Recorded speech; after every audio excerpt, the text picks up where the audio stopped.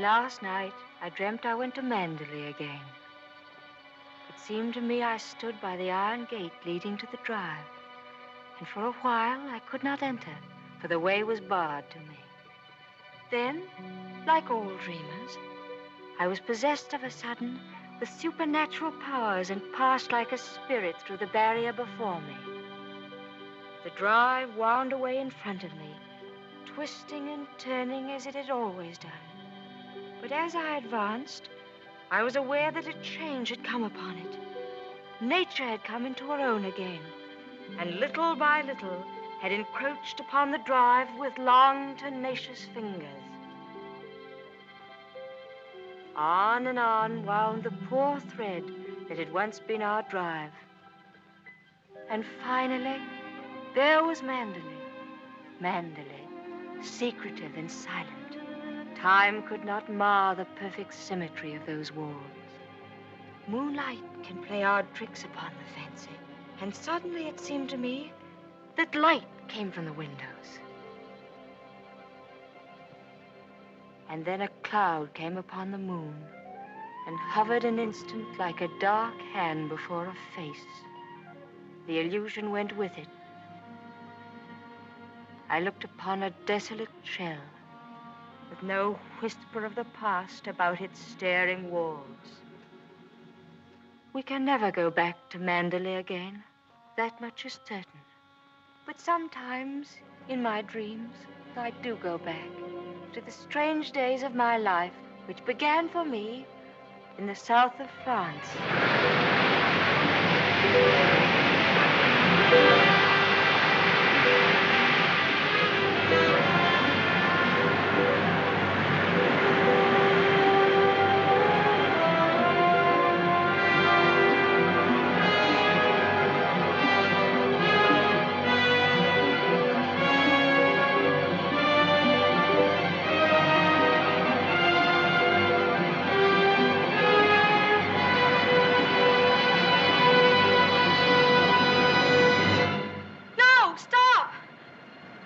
What the devil are you shouting about?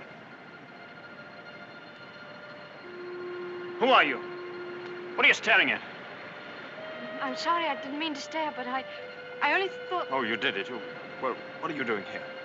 I was only walking. Well, get on with your walking. Don't hang about here screaming.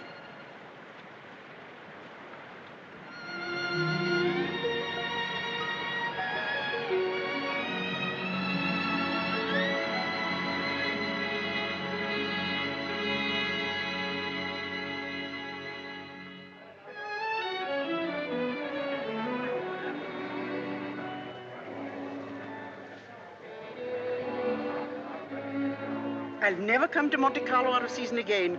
Not a single well-known personality in the hotel. Stone cold. Waiter, garçon, call him. Tell him to get me some... Why, it's Max de Winter. How do you do?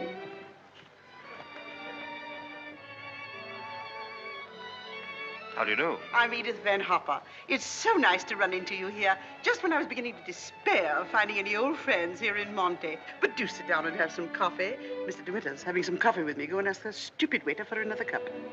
I'm afraid I must contradict you. You shall both have coffee with me. Garçon, let me see. Coffee, please. Cigarette? No, thank you. You know, I recognized you just as soon as you came in, though I haven't seen you since that night at the casino at Palm Beach. Perhaps you don't remember an old woman like me. Are you playing the tables much here at Monte? No, I'm afraid that sort of thing ceased to amuse me years ago. I can well understand that. As for me, if I had a home like Manderley, I should certainly never come to Monte. I hear it's one of the biggest places in that part of the country, and you just can't beat it for beauty. What do you think of Monte Carlo? Or don't you think of it at all? Oh, well, I think it's rather artificial. She's spoiled, Mr. de Winter. That's her trouble. Most girls will give their eyes for a chance to see Monte. Wouldn't that rather defeat the purpose? Now that we've found each other again, I hope I shall see something of you. You must come and have a drink in my suite. I hope they've given you a good room. The place is empty, so if you're uncomfortable, mind you make a fuss. Your valet is unpacked for you, I suppose. I'm afraid I don't possess one. Perhaps you would like to do it for me. Well, I hardly think... perhaps you could make yourself useful to Mr. de Winter if he wants anything done. You're a capable child in many ways. That's a charming suggestion, but I'm afraid I cling to the old motto. He travels fastest who travels alone. Perhaps you've not heard of it. Good night. What do you make of that? Do you suppose that sudden departure was intended to be funny? Come, don't sit there gawking. Let's go upstairs. Have you got the key? Yes, Miss Van Hopper. I remember when I was younger, there was a well-known writer who used to dart down the back way whenever he saw me coming. I suppose he was in love with me and wasn't quite sure of himself. Well, c'est la vie. By the way, my dear, don't think that I mean to be unkind, but you were just a teeny-weeny bit forward with Mr. de Winter. Your effort to enter the conversation quite embarrassed me, and I'm sure it did him. Men loathe that sort of thing. Oh, come, don't sulk. After all, I am responsible for your behavior here. Perhaps he didn't notice it. Poor thing. I suppose he just can't get over his wife's death. They say he simply adored her.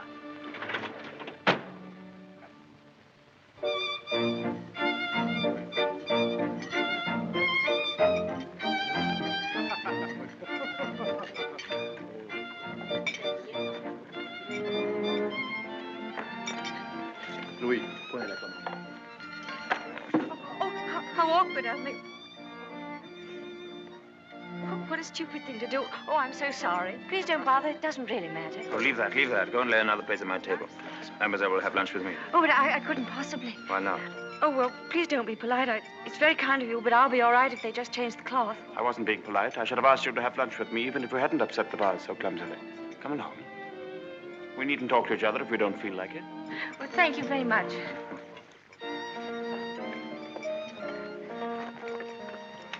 Oh, I'll just have some scrambled eggs. Oui, mademoiselle. What's happened to your friend? Oh, she's ill in bed with a cold. I'm sorry I was so rude to you yesterday. The only excuse I can offer is that I've become boorish through living alone. You weren't really. You simply wanted to be alone and... Tell me, is Mrs. Van Hopper a friend of yours or just a relation? No, she's my employer. I'm what is known as a paid companion. I didn't know companionship could be bought. I looked up the word companion in the dictionary once. It said, a friend of the bosom. I don't envy you the privilege. Well, she's very kind, really, and I have to earn my living. Haven't you any family? No, my mother died years and years ago, and then there was only my father, and he died last summer. And then I took this job. How rotten for you. Yes, it was rather, because, you see, we got on so well together. You and your father? Yes, he was a lovely person, very unusual. What was he? A painter. Ah, was he a good one? Well, I thought so, but people didn't understand him. Yes, that's often the trouble. He painted trees. At least, it was one tree. You mean he painted the same tree over and over again? Yes, you see, he had a theory that if you should find one perfect thing or place or person, you should stick to it. Do you think that's very silly? Not at all. I'm a firm believer in that myself. And what did you find to do with yourself while he was painting his tree? Well, I sat with him and I sketched a little. I don't do it very well, though. Oh, you're going sketching this afternoon? Yes. Where? I haven't made up my mind. I'll drive you somewhere in the car. Oh, no, please, I didn't mean... Oh, nonsense. Finish up that mess and we'll get along. Thank you, it's very kind of you, but I'm not very hungry. Oh, come on, eat it up like a good girl.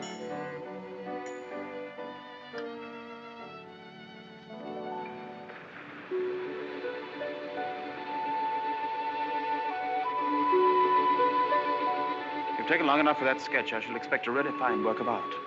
Oh, no, don't look at it. It's not nearly good enough. But it can't be as bad as all that. Now, don't rub it all out. Let me see it first. Well, it's the perspective. I never can get it Let right. me see, let me see. Oh, dear. Tell me, is it the perspective that gives my nose that curious twist in the middle? Well, you're not a very easy subject to sketch. Your expression keeps changing all the time. Does it? Well, I'd concentrate on the view instead if I were you. Much more worthwhile. Rather reminds me of our coastline at home. Do you know Cornwall at all? Yes, I went there once with my father on holiday. I was in a shop once, and I saw a postcard with a beautiful house on it right by the sea. And I asked whose house it was, and the old lady said, that's Manderley. I felt ashamed for not knowing. And Manderley is beautiful. To me, it's just the place where I was born. I've lived in all my life. Now, I don't suppose I shall ever see it again.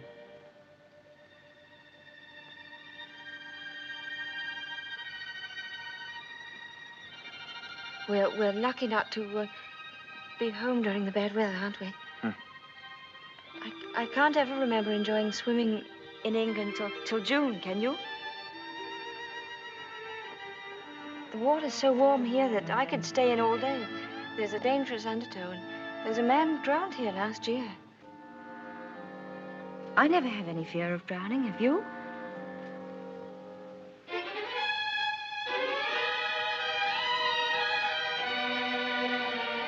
Come, I'll take you home.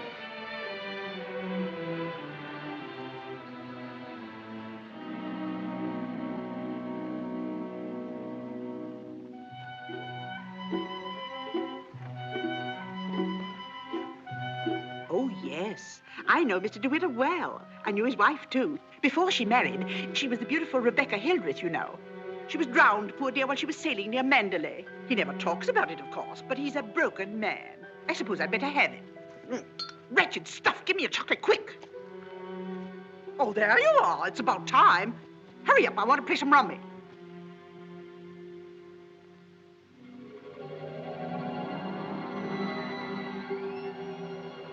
She was the beautiful Rebecca Hildreth, you know. They say he simply adored her. She was the beautiful Rebecca Hildreth, you know. I suppose he just can't get over his wife's death. She was the beautiful Rebecca Hildreth, you know. But he's a broken man. Bonjour. Well, where are you going? Oh, I thought I'd take a tennis lesson. Oh, I see. I suppose you've had a look at the pro, and he's desperately handsome, and you've conceived a schoolgirl crush on him. All right, go ahead and make the most of it. Off duty? Oh, yes, Mrs. Van Hopper's cold's turned into flu, so she's got to train nurse. I'm sorry for the nurse. You keen on tennis? No, not particularly. That's good. We'll go for a drive.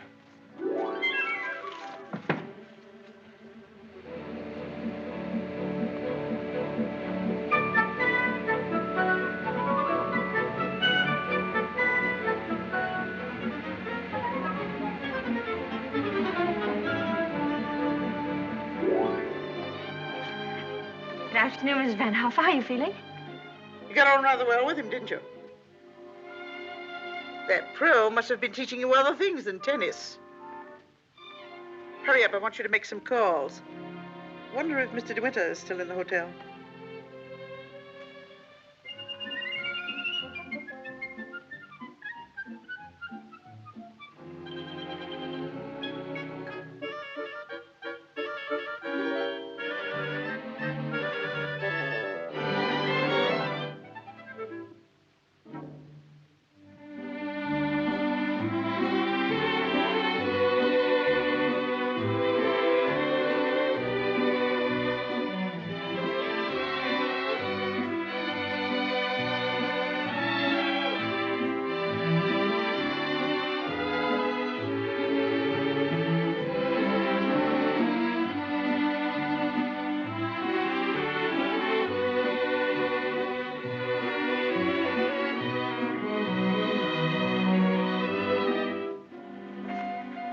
May I go now?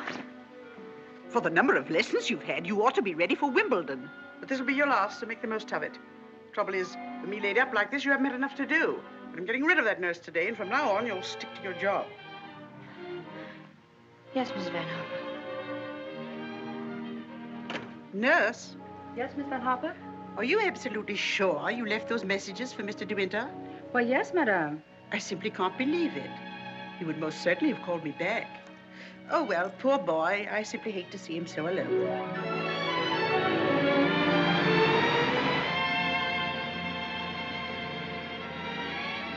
You know, I wish there could be an invention that bottled up the memory like perfume, and it never faded, never got stale. And then whenever I wanted to, I could uncork the bottle and live the memory all over again. And what particular moment in your young life would you want to keep? Oh, all of them. All these last few days.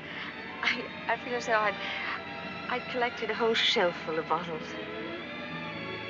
Sometimes, you know, those little bottles contain demons that have a way of popping out at you just as you're trying most desperately to forget.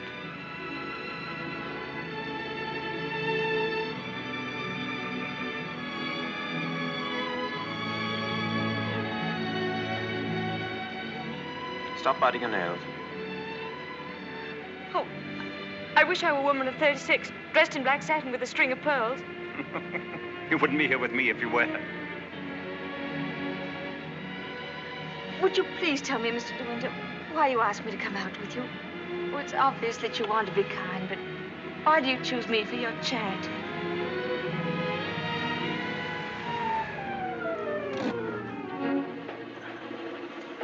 I asked you to come out with me because I wanted your company. You've blotted out the past for me more than all the bright lights of Monte Carlo. But if you think I just asked you out of kindness or charity, you can leave the car now and find your own way home. Go on, open the door and get out.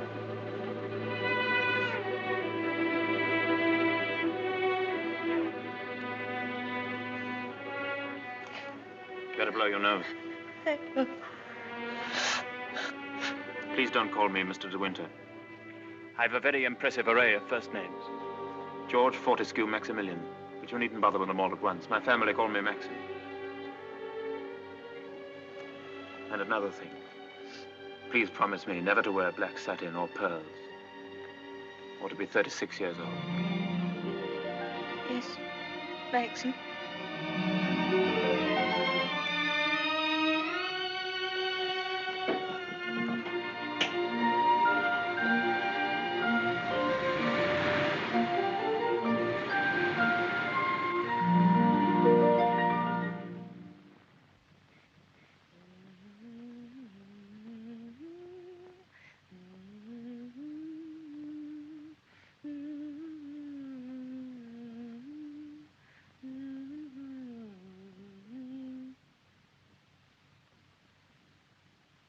For the love of Pete, come here. What do you think? My daughter's engaged to be married. Oh, really? How nice. We must leave for New York at once. Get reservations on the Aquitania, and we'll take the 12:30 train for Cherbourg. Hurry up and get in a maid to help with the packing. We've no time to waste. Go on and don't dawdle. Mr. De Winter, please. Oh, he's gone out riding. He won't be back till noon. Oh. Well, give me the porter, please.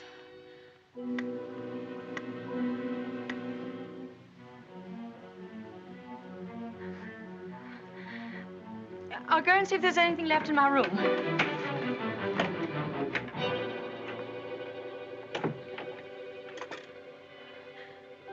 Has Mr. De Winter come in yet? Oh, he has. Would you connect me, please?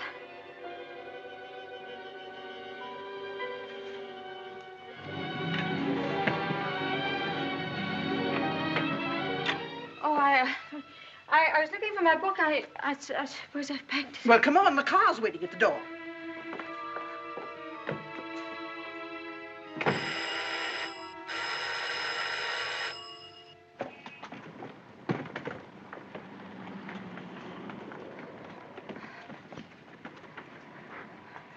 I'd like to leave a forwarding address if they happen to find that book.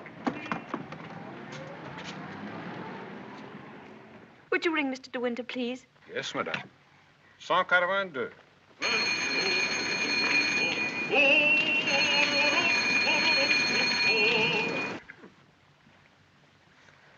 There isn't any answer. Thank you. Tell her to hurry up. Yes, madam. I was looking for Mr. De Winter. Mr. De Winter just ordered breakfast in his room, mademoiselle.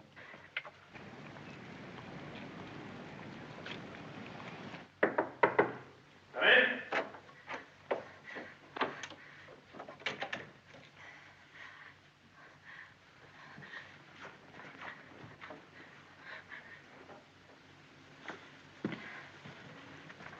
Hello. What are you doing here? Anything the matter? I've come to say goodbye. We're going away.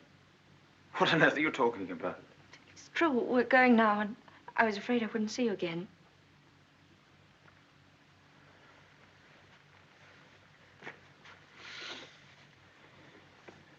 Where's she taking you to? New York. I don't want to go. I shall hate it. I shall be miserable.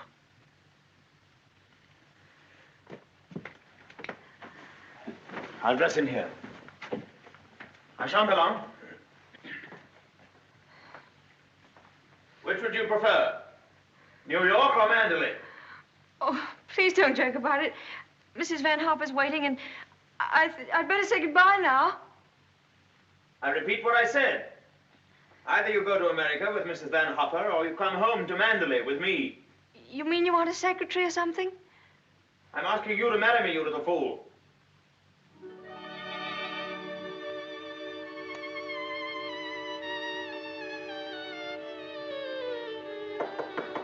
Come in. Is that my food? I'm famished. I didn't have any breakfast.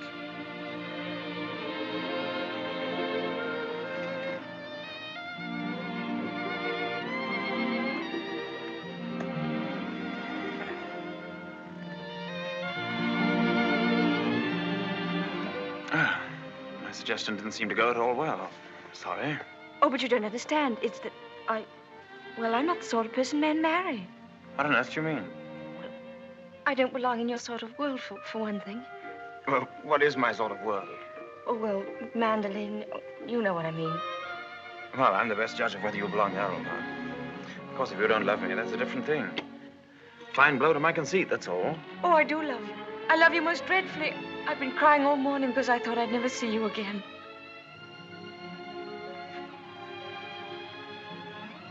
Bless you for that.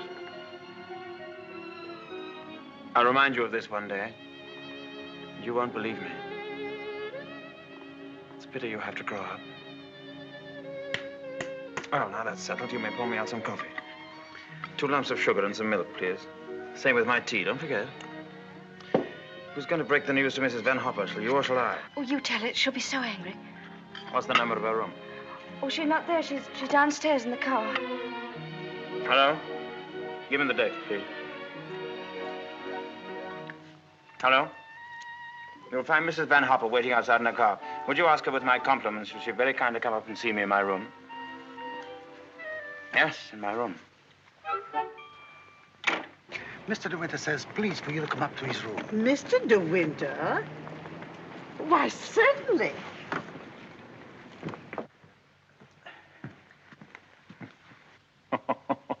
This isn't at all your idea of a proposal, is it? It should be in a conservatory. You in a white frock with a red rose in your hand, and a violin playing in the distance, and I should be making violent love to you behind a palm tree. Poor darling. Never mind. Oh, I don't mind. Don't worry, don't worry. You won't have to say a word. I'm so glad you called me, Mr. De Winter. I was making a hasty departure. It was so rude of me not to let you know.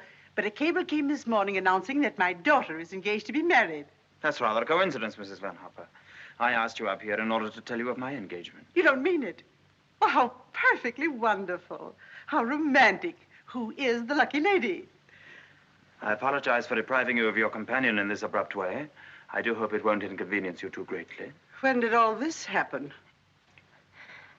Just now, Mrs. Van Hopper. Just a few minutes ago. I simply can't believe it.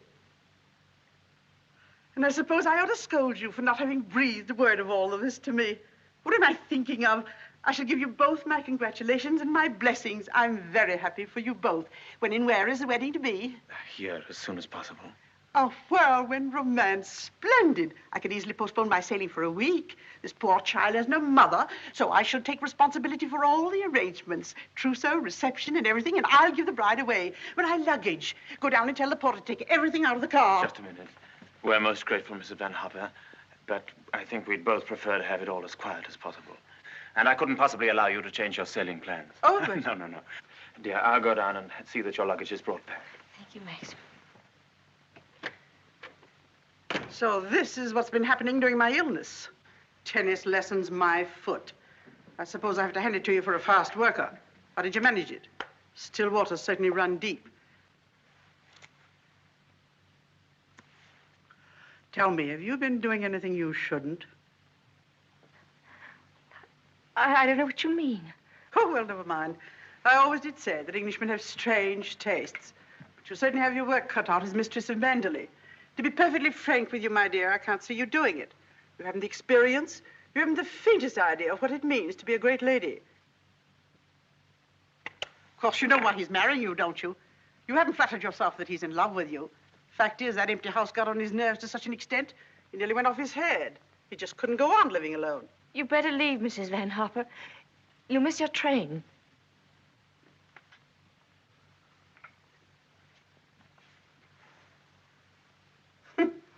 Mrs. de Winter. Goodbye, my dear, and good luck.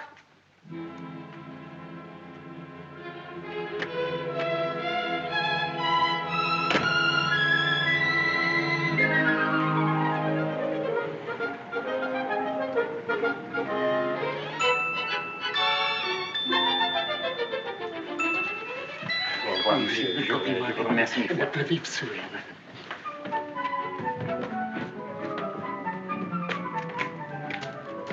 Monsieur, vous avez oublié votre carnet de mariage. Oh, What did he say? He says I've forgotten the proof that we're married. Oh, good heavens.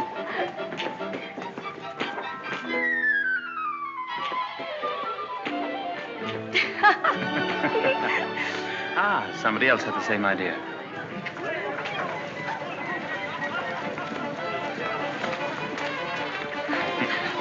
Isn't she sweet? Yes. You'd have liked a bridal veil, wouldn't you? Or at least... Madame, combien ça fait? Tous les deux. Je vous remercie. Yes. Oh, Max, how lovely. Oh, how perfectly lovely. Oh, perfectly lovely.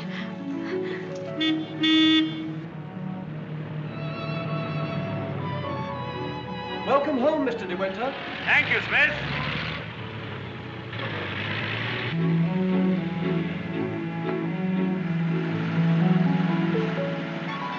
Cold, darling?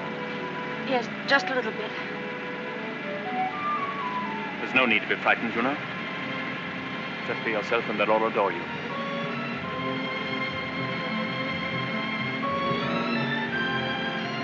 You don't have to worry about the house at all. Mrs. Danvers is the housekeeper. Just leave it to her.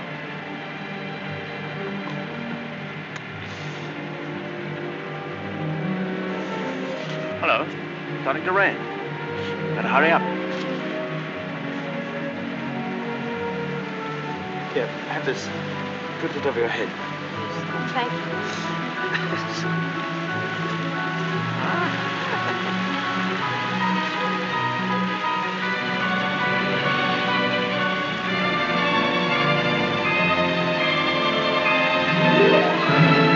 That's it. That's Manderley.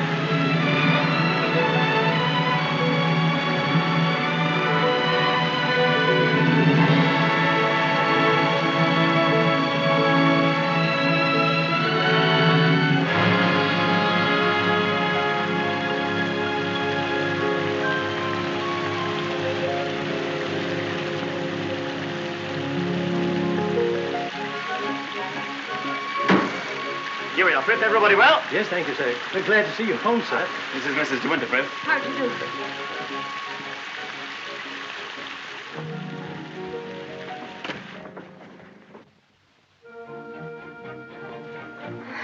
I didn't expect the whole staff to be in attendance. Miss Danvers' orders, sir. Oh. Sorry about this. Won't take long.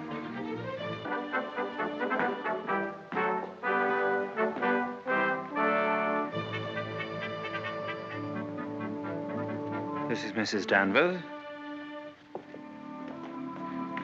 How do you do? How do you do? I have everything in readiness for you. That's very good of you. I didn't expect anything.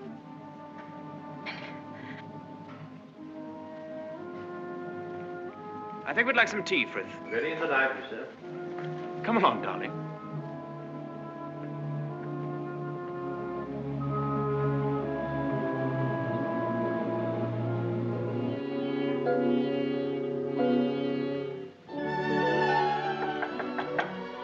Oh, Maxim, come in. Oh, good evening, Mrs. Danvers. Good evening, madam.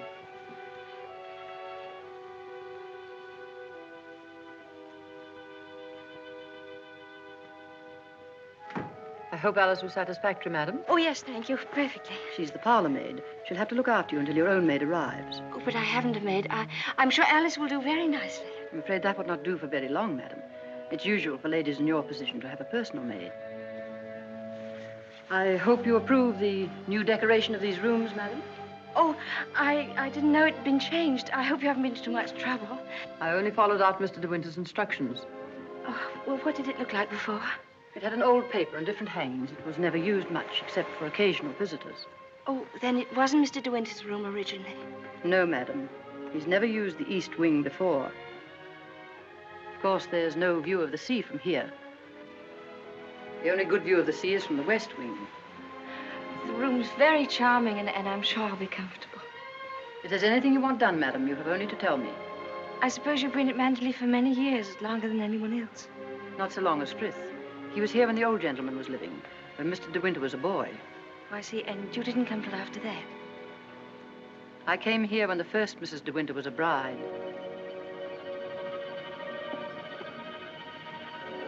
Mrs. Danvers, I do hope we'll be friends.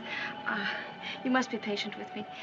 This sort of life is new to me, and I do want to make a success of it and make Mr. De Winter happy, so I know I can leave all the household arrangements to you. Very well. I hope I shall do everything to your satisfaction, madam. I've managed the house since Mrs. De Winter's death, and Mr. De Winter has never complained.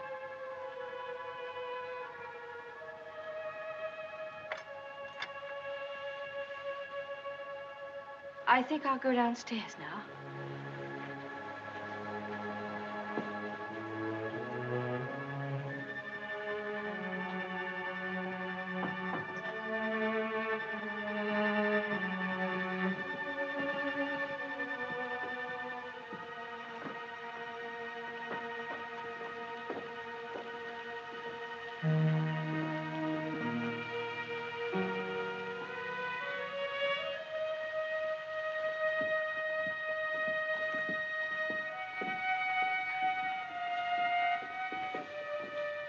That room in the west wing I was telling you about is there through that door.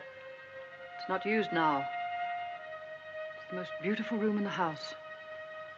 The only one that looks down across the lawns to the sea. It was Mrs. De Winter's room.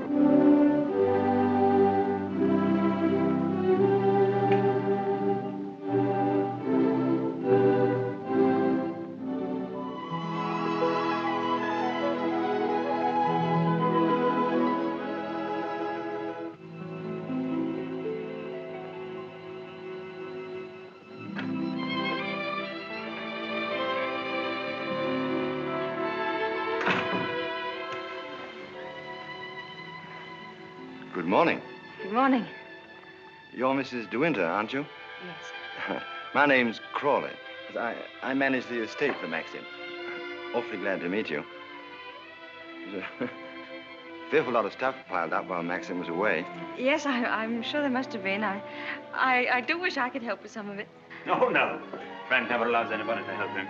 He's like an old mother hen with his bills and rents and taxes. Come on, Frank, we must go over these estimates. I'll get my papers. You'll find quantities of breakfast over there, but you must eat it all or cook will be mortally offended. Well, I'll do my best, Maxim. I have to go over the place with Frank just to make sure that he hasn't lost any of it. You'll be all right, won't you? Getting acquainted with your new home. Have a look at the Times. There's a thrilling article on what's the matter with English cricket. Oh, yes. My sister Beatrice and her husband, Giles Lacey, have invited themselves over for lunch. Today? Yes. I suppose the old girl can't wait to look you over. You'll find her very direct. If she doesn't like you, she'll probably tell you so to your face. Don't worry, darling. I'll be back in time to protect you from her. Goodbye, darling. Goodbye, Maxim. Goodbye. Goodbye.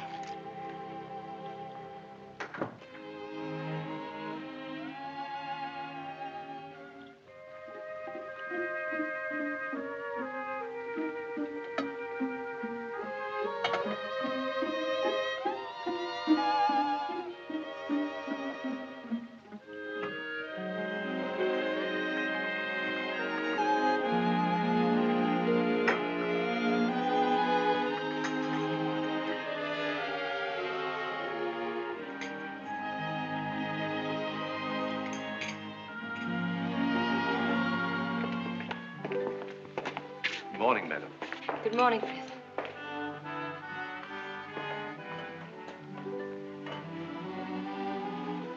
Isn't there anything I could get for you, madam? Oh, no, thank you, Frith. I'm really not very hungry.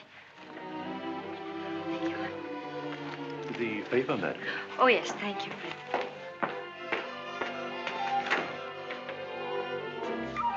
Madam. I slipped. Oh, thank you, Frith.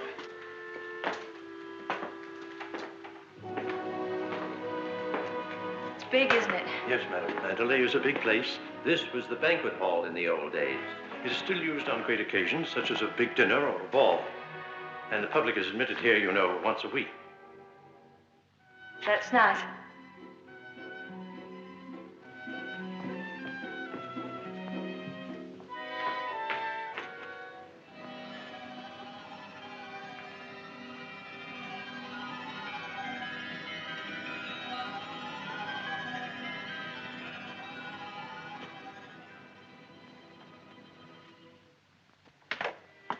I beg pardon, madam. I'm afraid the fire is not usually lit in the library until the afternoon, but you'll find one in the morning room. Of course, if you wish this fire lit now, madam. Oh, no, Frith, I wouldn't dream. Mrs. de Winter, I mean the late Mrs. de Winter always did her correspondence and telephoning in the morning room, after breakfast. Thank you, Frith.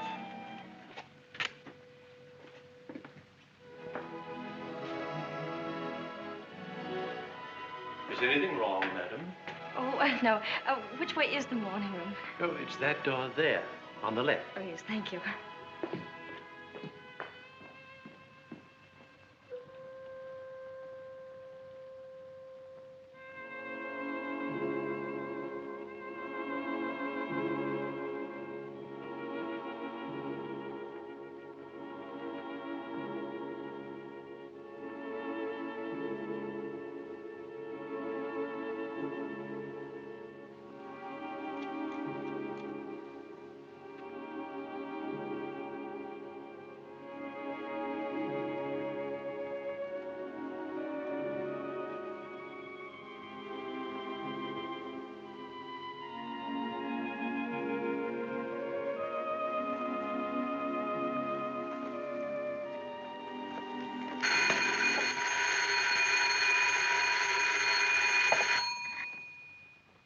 Mrs. de Winter? Oh, I'm afraid you've made a mistake. Mrs. de Winter's been dead for over a year. Oh, I mean... Oh, that was the house telephone, madam. Probably the head gardener wishing instructions. Did you want to see me, Mrs. Danvers? Mr. de Winter informed me that his sister, Mrs. Lacey, and Major Lacey are expected for luncheon. I'd like to know if you approve of the menu. Oh, well, I'm sure it's very suitable, very nice indeed. You'll notice, madam, that I've left a blank space for the sauce. Mrs. de Winter was most particular about sauces. Let's have whatever you think that Mrs. de Winter would have ordered. Thank you, madam. When you've finished your letters, Robert will take them to the post. My letters? Oh, yes, of course. Thank you, Mrs. Danvers.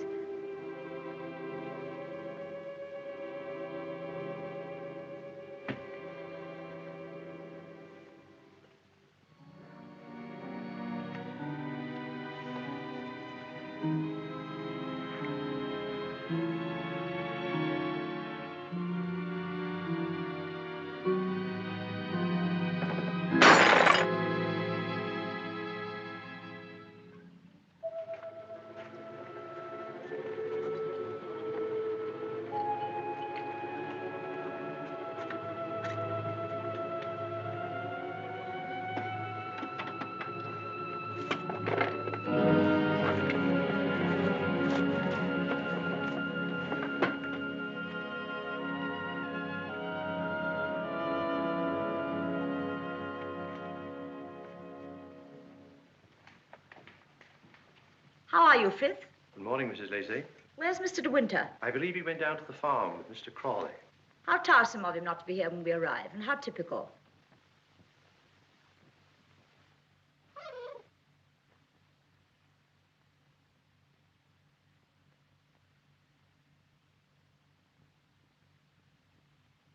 I must say old Danvers keeps the house looking lovely. She certainly learned that trick of arranging flowers from Rebecca. I wonder how she likes it now, being ordered about by an ex-chorus girl. Now, where on earth did you get the idea she's an ex-chorus girl? He picked her up in the south of France, didn't he? What if he did? Well, I mean to say, there you are.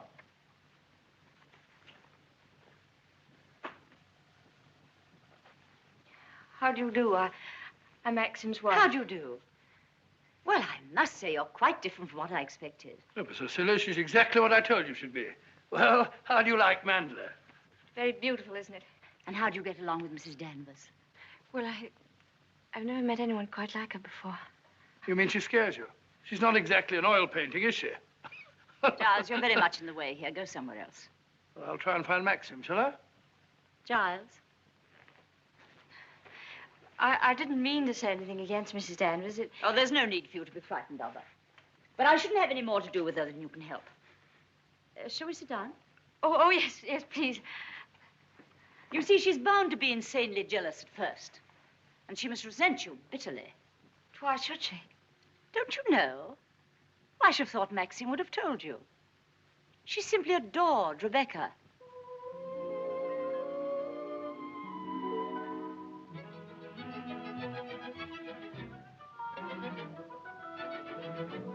How are you, Robert? Quite well, thank you, madam. Still having trouble with your teeth?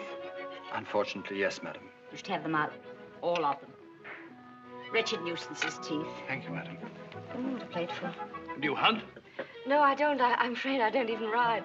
Oh, have to ride down here. We all do. Which do you ride, side saddle or astride? Oh, yes, of course, I forgot you don't, do you? You must. Nothing else to do down here. Maxim, when are you going to have parties here again, like the old days? Oh, I haven't thought about it. But everyone's dying to see you, and... Yes, I bet they are. Why don't you have the masquerade ball again this summer? My dear, are you fond of dancing? Well, I love it, but I'm not very good at it. Do you rumble? I've never tried. You must teach me. I say, well, I'm trying to find out exactly what your wife does do. She sketches a little. Sketches? Not this modern stuff, I hope. You know, portrait of a lampshade upside down to represent a soul in torment. Don't sail, do you? No, I don't. Thank goodness for that. Huh?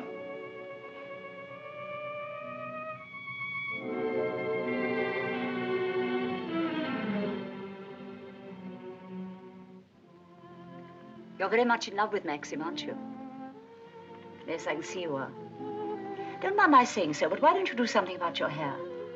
Why don't you have it cut or sweep it back behind your ears? Oh, no, that's worse. What does Maxim say about it? Does he like it like that? Well, he never mentions it. Oh, well, don't go by me. I can see by the way you dress you don't care a hoot how you look. But I wonder Maxim hasn't been at you. He's so particular about clothes. I don't think he ever notices what I wear. Oh, well, he must have changed a lot then. You mustn't worry about old Maxim and his moods. One never knows what goes on in that quiet mind of his. Often he gets into a terrible rage. And when he does... But I don't suppose he'll lose his temper with you. You seem such a placid little thing. Come along, old girl. We've got to go on the first tee at 3 o'clock. All right, I'm coming. Oh, goodbye, Maxim, old boy. Goodbye, Giles. Thanks for coming, old boy. Goodbye, my dear. Forgive me for asking you so many rude questions. We both really hope you'll be very happy. Thank you, Beatrice. Thank you very much. And I must congratulate you upon the way Maxim looks. We were very worried about him this time last year. But then, of course, you know the whole story. Goodbye, Beatrice, darling. Goodbye, old boy. Yes, there is.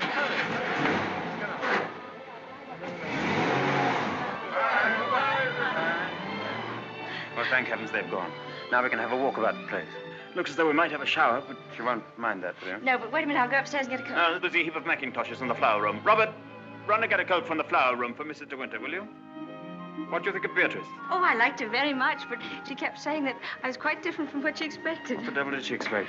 Oh, someone smarter and more sophisticated, I'm afraid. Oh. Do you like my hair? Your hair? Yes, of course I do. What's the matter with it? Oh, I don't know. I just wondered. How funny you are. Thank you. Do I have to put it on? Yes, certainly. Can't be too careful with children. Come on, Jasper. Come and take some of that fat off.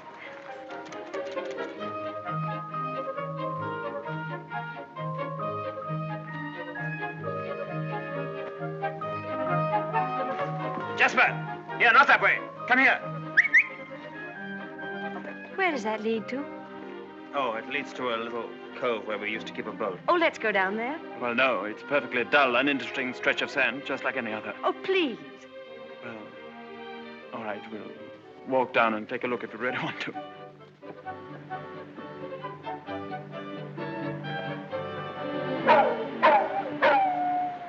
That's Jasper. There must be something wrong. Perhaps he's hurt himself. No, he's all right. Leave him alone. Don't you think I'd better go and see? Don't bother about him, I tell you. He can't come to any harm. He'll find his own way back.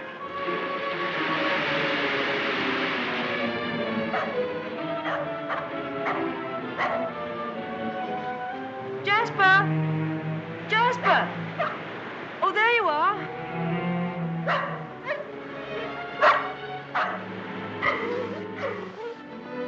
What do you want in there, Jasper? Come on. Come on. Let's go home. Jasper.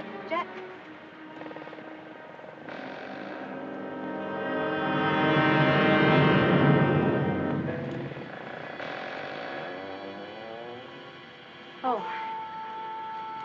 I didn't know that there was anybody. I know that dog. He comes for the house. He ain't yourn. No, he's Mr. de Winter's dog. Have you anything I could tie him with?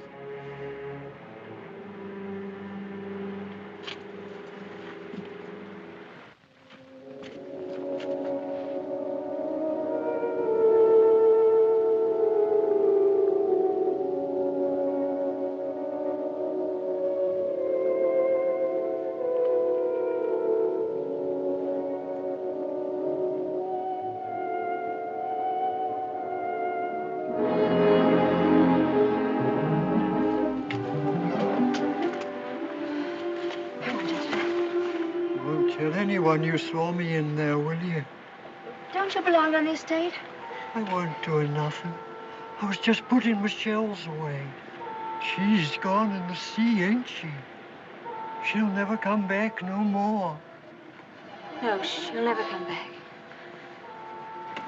Come on, Jasper.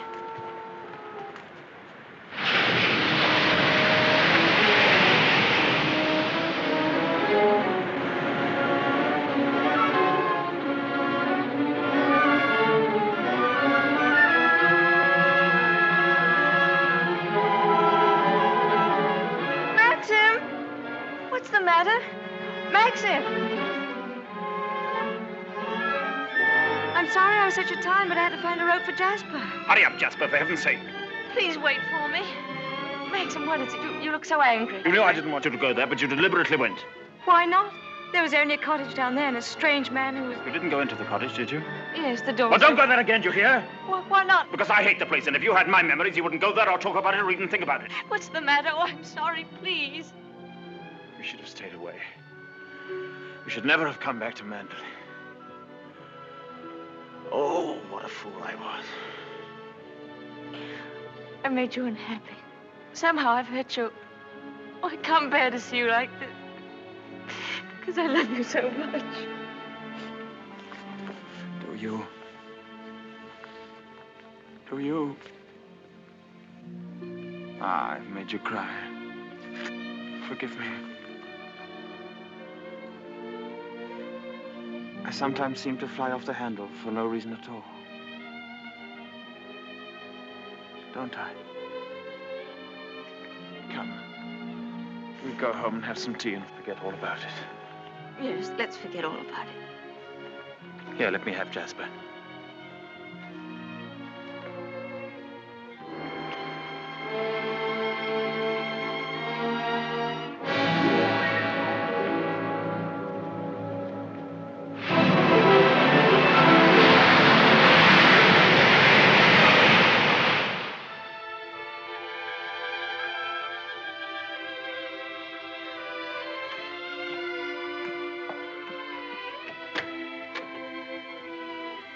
Hello, come in. Oh, please don't get up, Mr. Crawley. I was just wondering if you meant what you said the other day about showing me the run of things. Of course I did. What are you doing now? Notifying all the tenants that in celebration of Maxim's return with his bride, this week's rent will be free. Oh, was that Maxim's idea? Oh, yes. All the servants get an extra week's wages, too. Oh, he didn't tell me. Can't I help you? I could at least lick the stamps. Well, that's terribly nice of you. Won't you sit down? Oh, yes, thank you.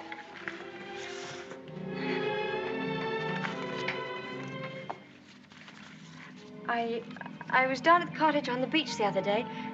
There was a man there, a queer sort of person. Jasper kept barking at him. Oh, yeah. Must have been Ben. Excuse me. He's quite harmless. We give him odd jobs now and then. That cottage place seemed to be going to rack and ruin. Why isn't something done about it?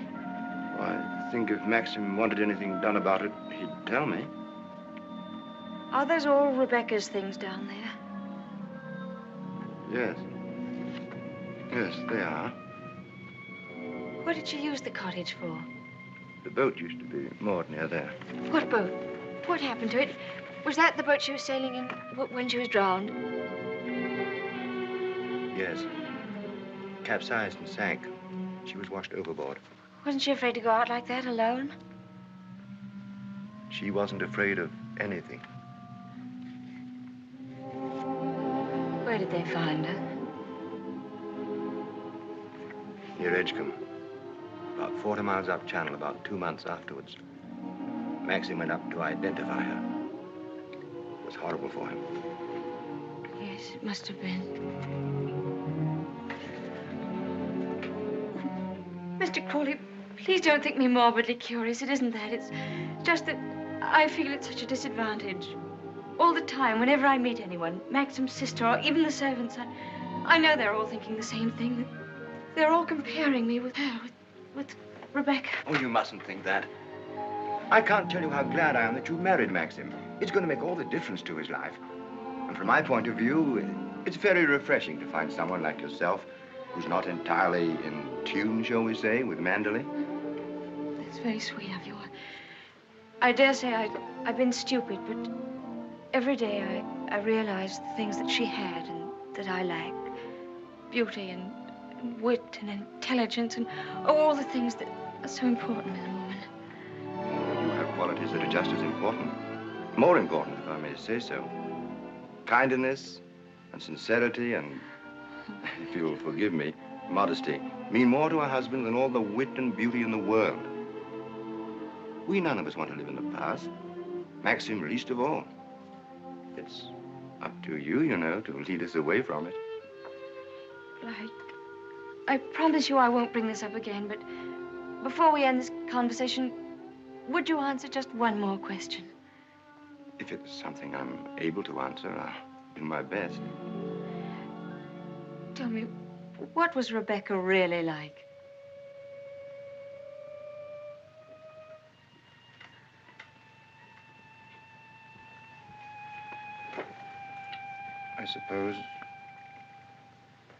I suppose she was the most beautiful creature I ever saw.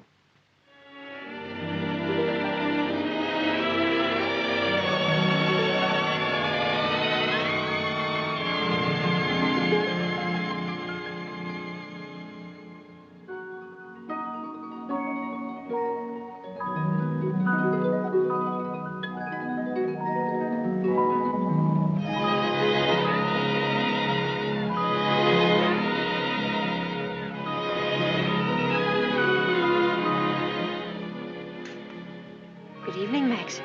Hello. The films of the honeymoon have arrived at last. We timed, you think, before dinner?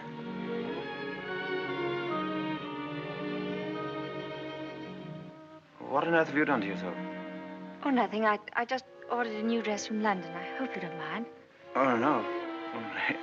Well, do you think there's something's right for you? Doesn't seem your type at all. I thought you'd like it. And what have you done to your hair? Oh, I see.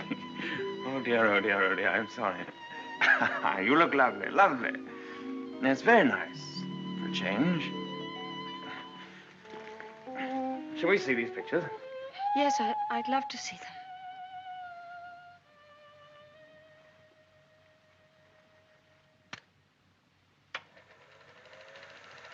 Ah, look now. Oh, look at that. Wasn't it wonderful, darling? Can't we go back there someday? Yes, of course, of course. Ah, look at you. Won't our grandchildren be delighted when they see how lovely you were? Oh, look at you. Yes. Oh, I see. Oh, I like that. Look at that. That's very nice. Oh, remember that. Yes. Oh, I wish our honeymoon could have lasted forever, Maxim. Oh, dash it, look. Oh,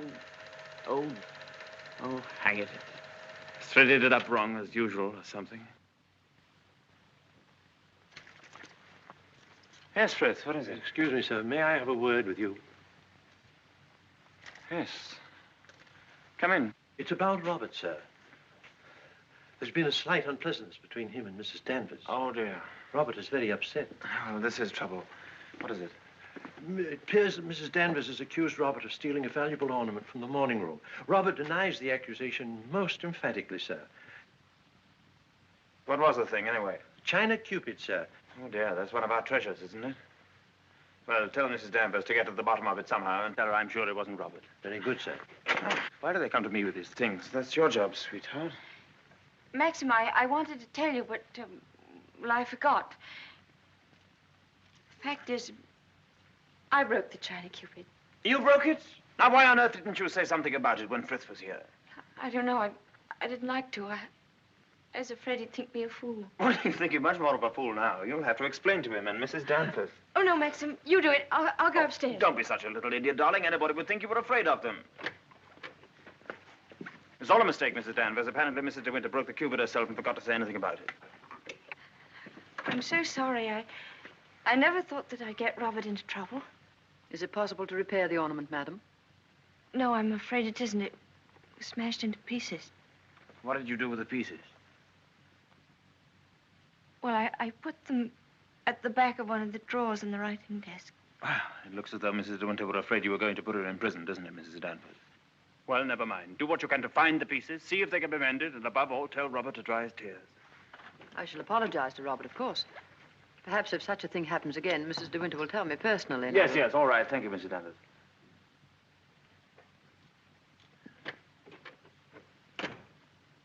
Well, I suppose that clip will hold all right. I don't know.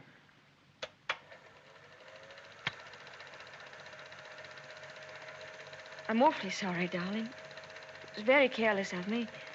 Mrs. Danvers must be furious with me. Oh, hang Mrs. Danvers. Why on earth should you be frightened of her? You behave more like a upstairs maid or something, not like the mistress of the house at all. Yes, I know I do. But I feel so uncomfortable. I try my best every day, but it's very difficult with people looking me up and down as if I were a prize cow. Well, what does it matter if they do? You must remember that life at Manderley is the only thing that interests anybody down here. What a slap in the eye I must have been to them then. I suppose that's why you married me. Because you knew I was dull and gauche and inexperienced, and there could never be any gossip about me. Gossip? What do you mean? I don't know. I just said it for something to say. Don't look at me like that. Maxim, what's the matter? What have I said?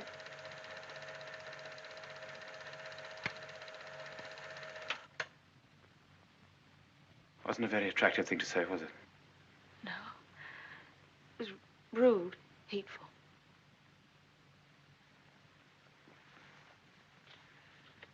I wonder if I did a very selfish thing in marrying you. How do you mean? I'm not much of a companion to you, am I? You don't get much fun, do you? You ought to have married a boy. Someone of your own age. Maxim, why do you say this? Of course we're companions. Are we? I don't know. I'm very difficult to live with. No, you're not difficult. You're easy, very easy. Our marriage is a success, isn't it? A great success. We're happy, aren't we? Terribly happy.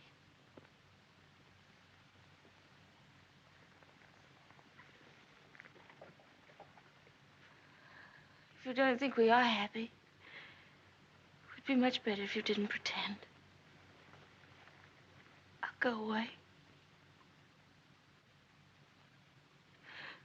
Why don't you answer me? How can I answer you when I don't know the answer myself? If you say we're happy, let's leave it at that. Happiness is something I know nothing about.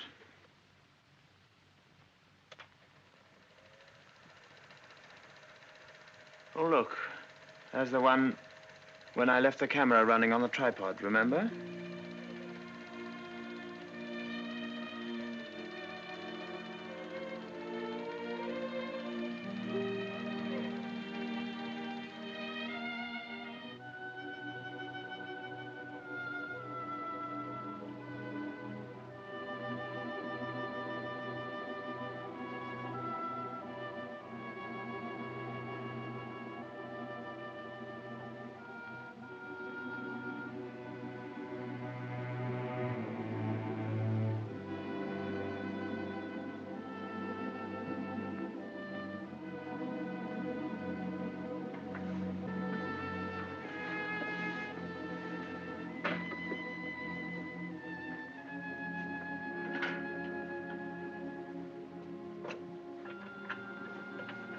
Pardon me, madam. Is there anything I can do for you?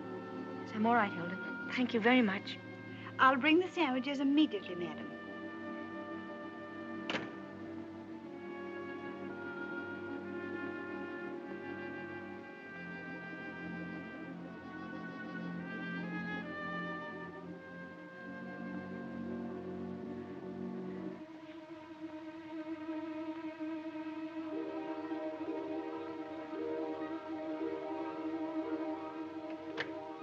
Hilda. Yes, madam? The West Wing. Nobody ever uses it anymore, do they? No, madam. Not since the death of Mrs. de Winter.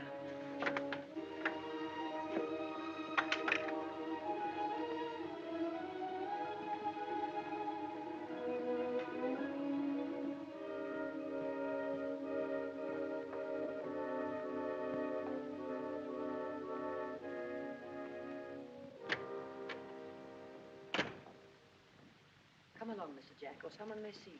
Well, Danny, old Harvey, it's been good to see you again. I've been simply breathless to pick up all the news. I really don't think it's wise for you to come here, Mr. Jack. Jasper, come here. Oh, nonsense, nonsense. It's just like coming back home. Quiet, Mr. Jack. Yes, and we must be careful not to shock Cinderella, mustn't we? She's in the morning room. If you leave through the garden door, she won't see you. I must say I feel a little like the poor relation sneaking around through back doors. Well, toodaloo, Danny. Goodbye, Mr. Jack. And please be careful.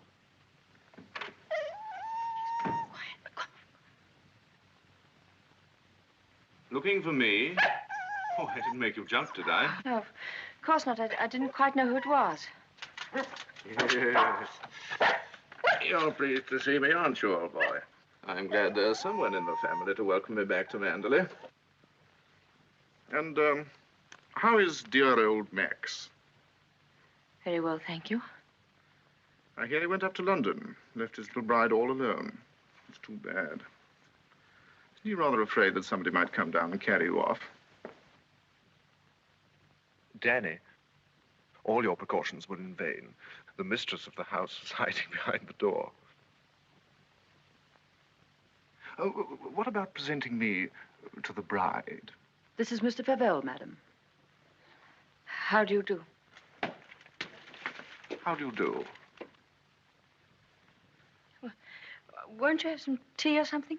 Well, now, isn't that a charming invitation? I've been asked to stay to tea, Danny, and I have a good mind to accept. Oh, well, perhaps you're right. Pity, just we're getting on so nicely. We mustn't lead the young bride astray, must we, Jasper? Goodbye. It's been fun meeting you. Oh, and by the way, it would be very decent of you if you didn't mention this little visit to your revered husband. He doesn't exactly approve of me. Very well. That's very sporting of you. I wish I had a young bride of 3 months waiting for me at home. I'm just a lonely old bachelor. Fare thee well. Oh, and I know what was wrong with that introduction. Danny didn't tell you, did she? I'm Rebecca's favorite cousin. Toodaloo.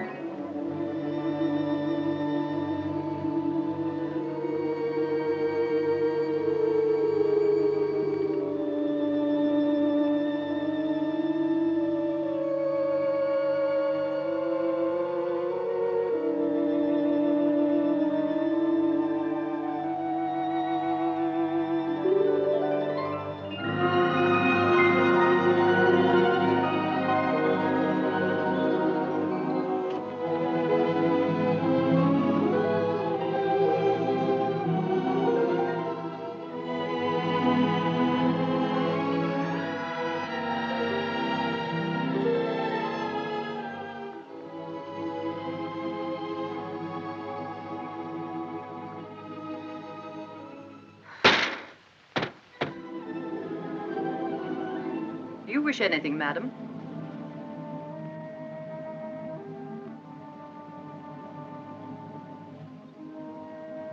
I didn't expect to see you, Mrs. Danvers. I noticed that the window wasn't closed, and I came up to see if I could fasten it. Why did you say that?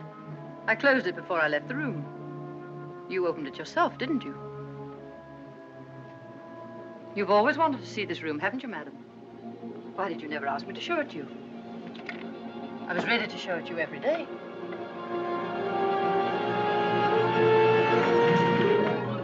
It's a lovely room, isn't it? Loveliest room you've ever seen. Everything is kept just as Mrs. de Winter liked it. Nothing has been altered since that last night. Come, I'll show you her dressing room. This is where I keep all her clothes. You would like to see them, wouldn't you?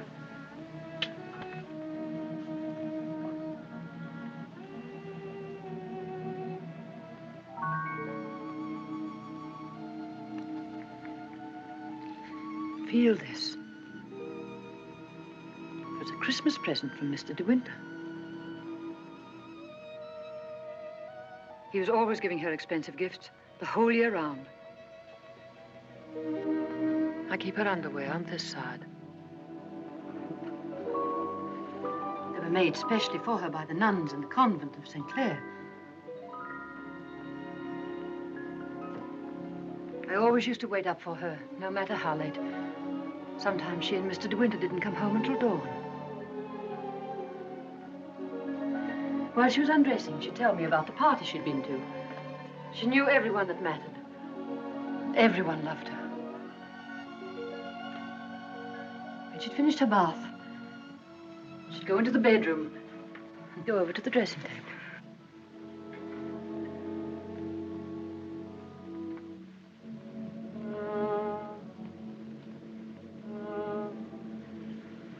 Oh, you've moved her brush, haven't you? There, that's better. Just as she always laid it down. Come on, Danny. Hair drill, she would say. And I'd stand behind her like this and brush away for 20 minutes at a time. And then she would say, "Good night, Danny," and step into her bed.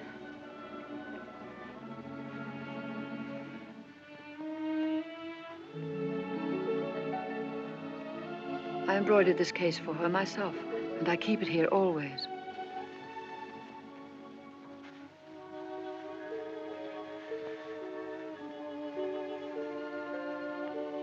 Did you ever see anything so delicate?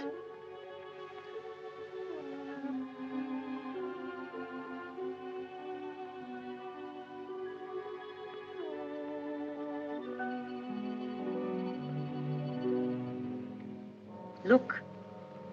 You can see my hand through it.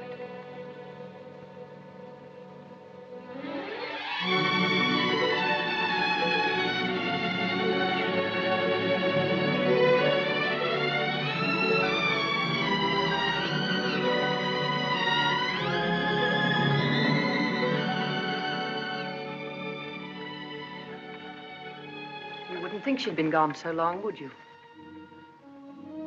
Sometimes when I walk along the corridor, I fancy I hear her just behind me. That quick, light step. I couldn't mistake it anywhere. It's not only in this room. It's in all the rooms in the house. I can almost hear it now. Do you think the dead come back and watch the living? No, I don't believe it. Sometimes. I wonder if she doesn't come back here to Manderley. Watch you and Mr. de Winter together. You look tired. Why don't you stay here a while and rest? And listen to the sea. So soothing. Listen to it.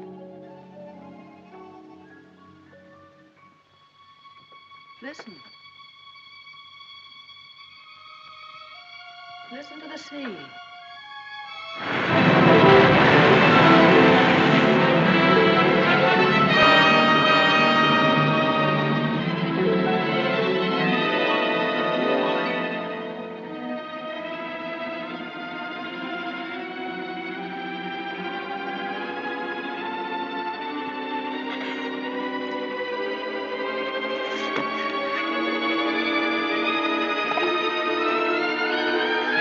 Tell Mrs. Danvers I wish to see her immediately.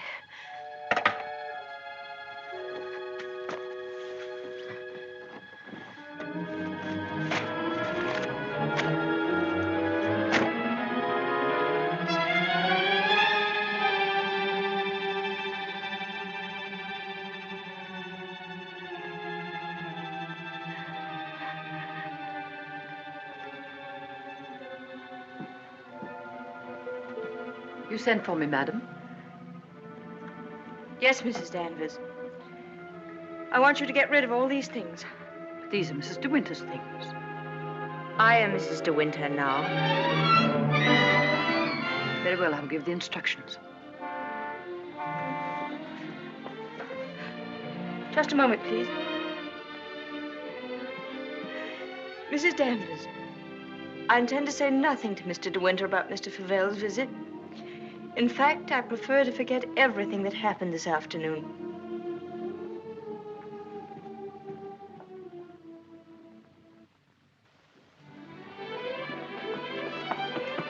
Maxim, you've been gone all day. Choking. Oh. Well. What have you been doing with yourself? Oh, I've been thinking. Oh, what did you want to do that for? Oh, come in here and I'll tell you. Darling, could we have a costume ball, just as you used to? Now, what put that into your mind? Has Beatrice been at you? No, but I feel that we ought to do something to make people feel that Manderley is just the same as it always was. Oh, please, darling, could we? You don't know what it would mean, you know. You would have to be a hostess to hundreds of people. All the county. And a lot of young people will come up from London and turn the house into a nightclub. Oh, yes, but I want to. Oh, please. I've never been to a large party, but I could learn what to do, and I promise you, you wouldn't be ashamed of me.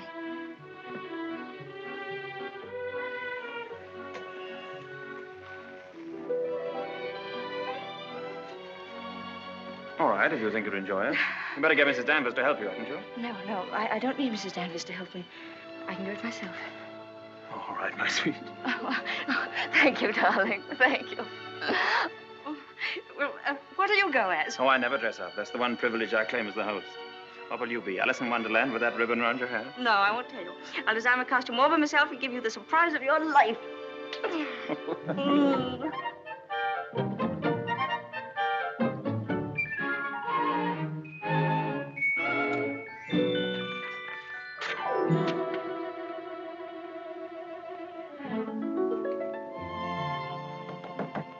Come in.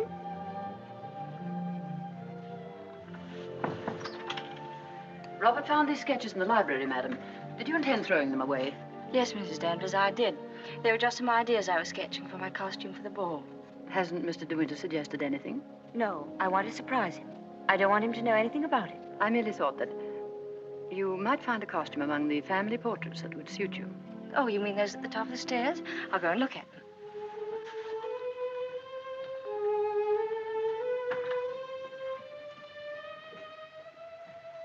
This one, for instance. It might have been designed for you. I'm sure you could have it copied. I've heard Mr. de Winter say that this is his favorite of all the paintings. It's Lady Caroline de Winter, one of his ancestors. Oh, well, that's a splendid idea, Mrs. Danvers. I'm very grateful.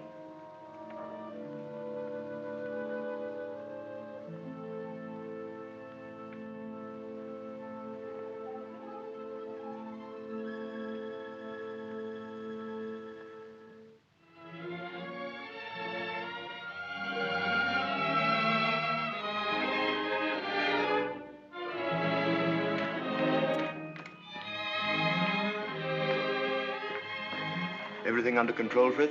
Yes, thank you. Excuse me, sir. Are you supposed to be a schoolmaster? Oh, no. This is just my old cap and gown. Certainly makes a very nice costume, sir. And economical, too. Yes, that was the idea.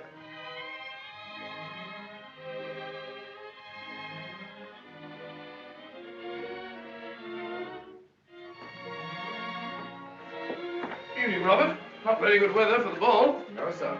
Very misty on the way, and very chilly. Oh, this wig's so tight they ought to have sent an aspirin with it. Hello. Oh. What's the idea, Adam and Eve? Oh, Maxim, don't be disgusting. Strong man, old man. Oh. Where's my weight thing? What thing? You haven't left it in the car, have you? Oh. Oh, there it is. You were the first one down? Yes. Where's the child? Well, she's keeping her costume a terrific secret. Wouldn't even let me into her room. Oh, lovely. I'll go up and give her a hand. I could do with a drink. Won't you catch cold in that thing? Don't be silly. Pure wool, old boy. Pardon me, sir. You forgot this.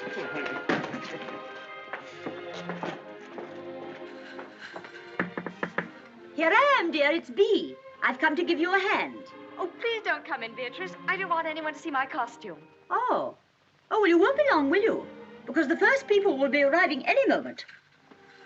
Now, you're sure that's where that should be? Yes, madam, it's just right. Oh, isn't it exciting? Indeed it is, madam. I've always heard of the Manderley ball, and now I'm really going to see one. Sure, there'll be no one there to touch you, madam. Do you really think so? Now, where's my fan? Now, you're sure I look all right? You look ever so beautiful. Well, here goes.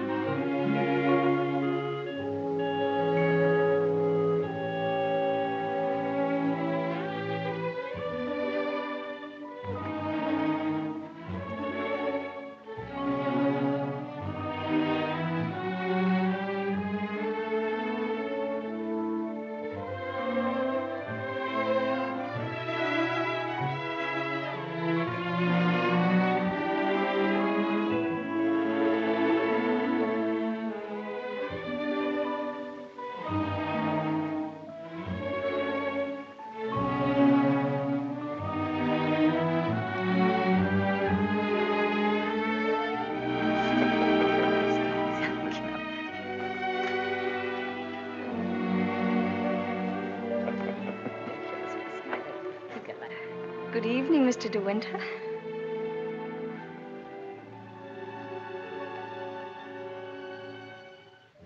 What the devil do you think you're doing?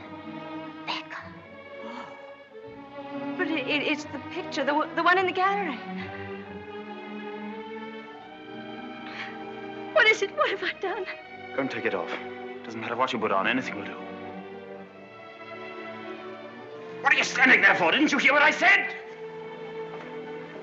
Sir George and Lady Moore. Dudley Tennant, Admiral and Lady Burbank.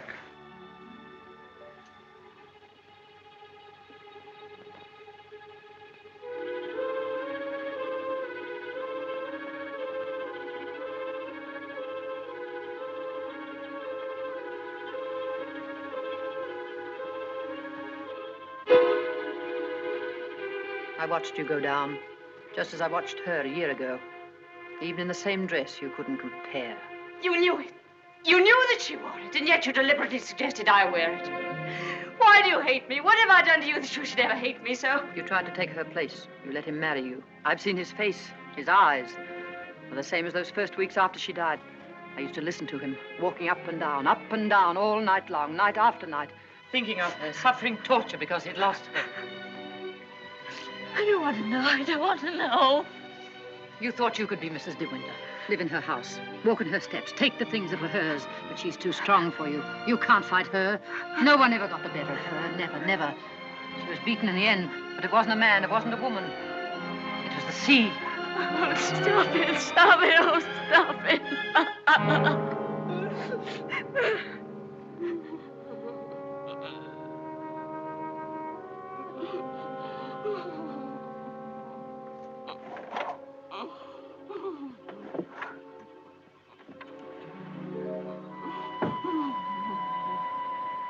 You're overwrought, madam. I've opened a window for you. A little air will do you good.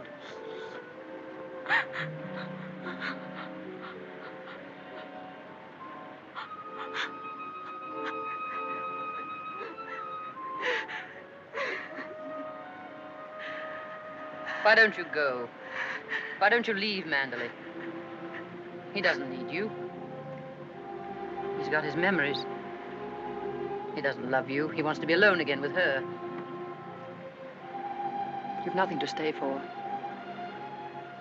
You've nothing to live for, really, have you? Look down there. It's easy, isn't it? Why don't you? Why don't you? Go on. Go on. Don't be afraid.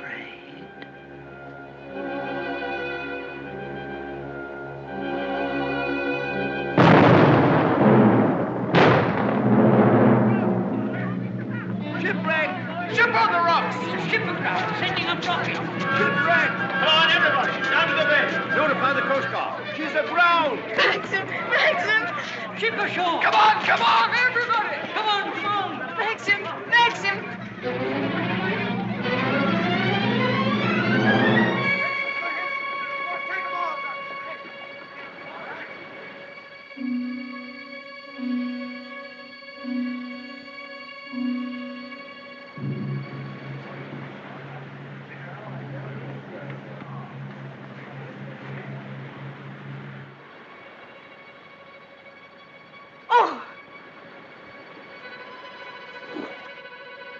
Ben, have you seen Mr. de Winter anywhere?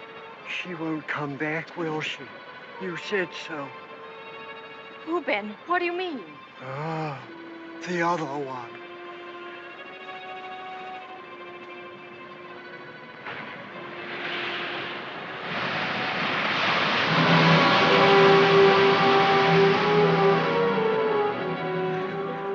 Frank, have you seen Maxim anywhere? Not since about half an hour ago. I thought he'd gone up to the house. No, he hasn't been in the house at all, and I'm afraid something might have happened to him.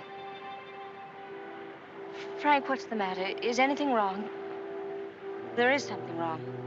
Well, the diver who went down to inspect the bottom of the ship came across the hull of another boat. A little sailboat. Frank, is it? Yes. It's Rebecca's. How did they recognize it? was a local man. Knew it instantly.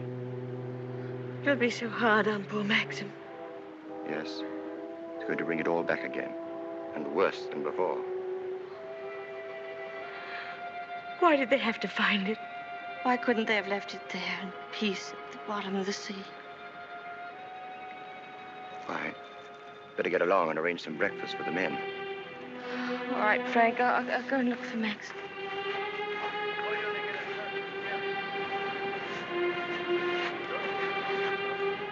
Headed for the reef.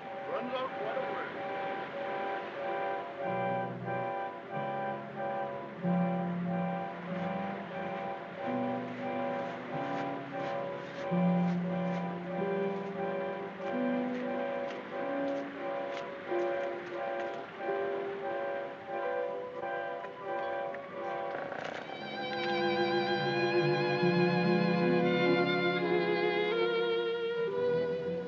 Hello. Maxim! You haven't had any sleep. Have you forgiven me? Forgiven you? What have I got to forgive you for? For last night, my stupidity about the costume. Oh, that. I'd forgotten. I was angry with you, wasn't I? Hmm. Maxim, can't we start all over again? I don't ask that you should love me. I won't ask impossible things. I'll be your friend, your companion. I'll be happy with that.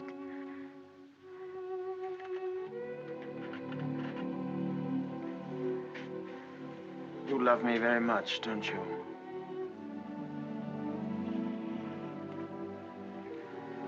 But it's too late, my darling. We've lost our little chance of happiness. No, Maxim, no. Yes. It's all over now. The thing's happened. The thing I've dreaded day after day. Night after night. Maxim, what are you trying to tell me? Rebecca has won. Her shadow has been between us all the time, keeping us from one another. She knew that this would happen. What are you saying? They sent a diver down. He found another boat. Yes, I know. Frank told me. Rebecca's boat. Oh, it's terrible for you. I'm so sorry. The diver made another discovery. Broke one of the ports and looked into the cabin. There was a body in there. Then she wasn't alone. There was someone sailing with her, and you have to find out who it was. That's it, isn't it, Maxim? You don't understand. There was no one with her. It's Rebecca's body lying there on the cabin floor. The woman that was washed up at Edgecombe. The woman that is now buried in the family crypt. That was not Rebecca. That was the body of some unknown woman. Unclaimed, belonging nowhere. I identified it, but I knew it wasn't Rebecca. It was all a lie. I knew where Rebecca's body was. Lying on that cabin floor on the bottom of the sea. How did you know, Max? Because I put it there.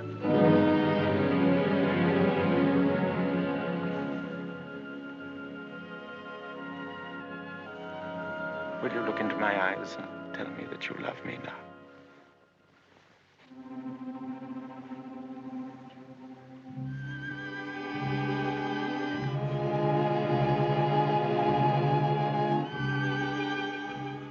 See? I was right. It's too late.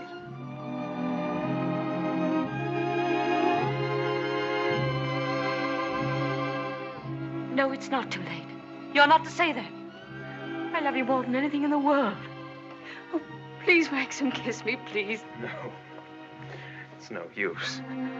It's too late. Oh, we can't lose each other now. We must be together always. No secrets, no shadows. We may only have a few days. A few hours. Maxim, why didn't you tell me before? Yeah, you did sometimes, but you never seemed close enough.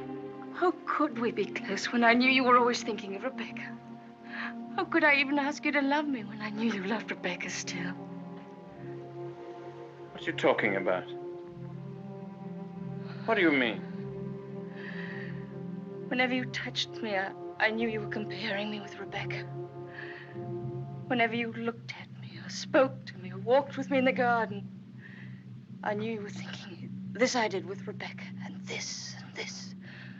Oh, it's true, isn't it? You thought I loved Rebecca?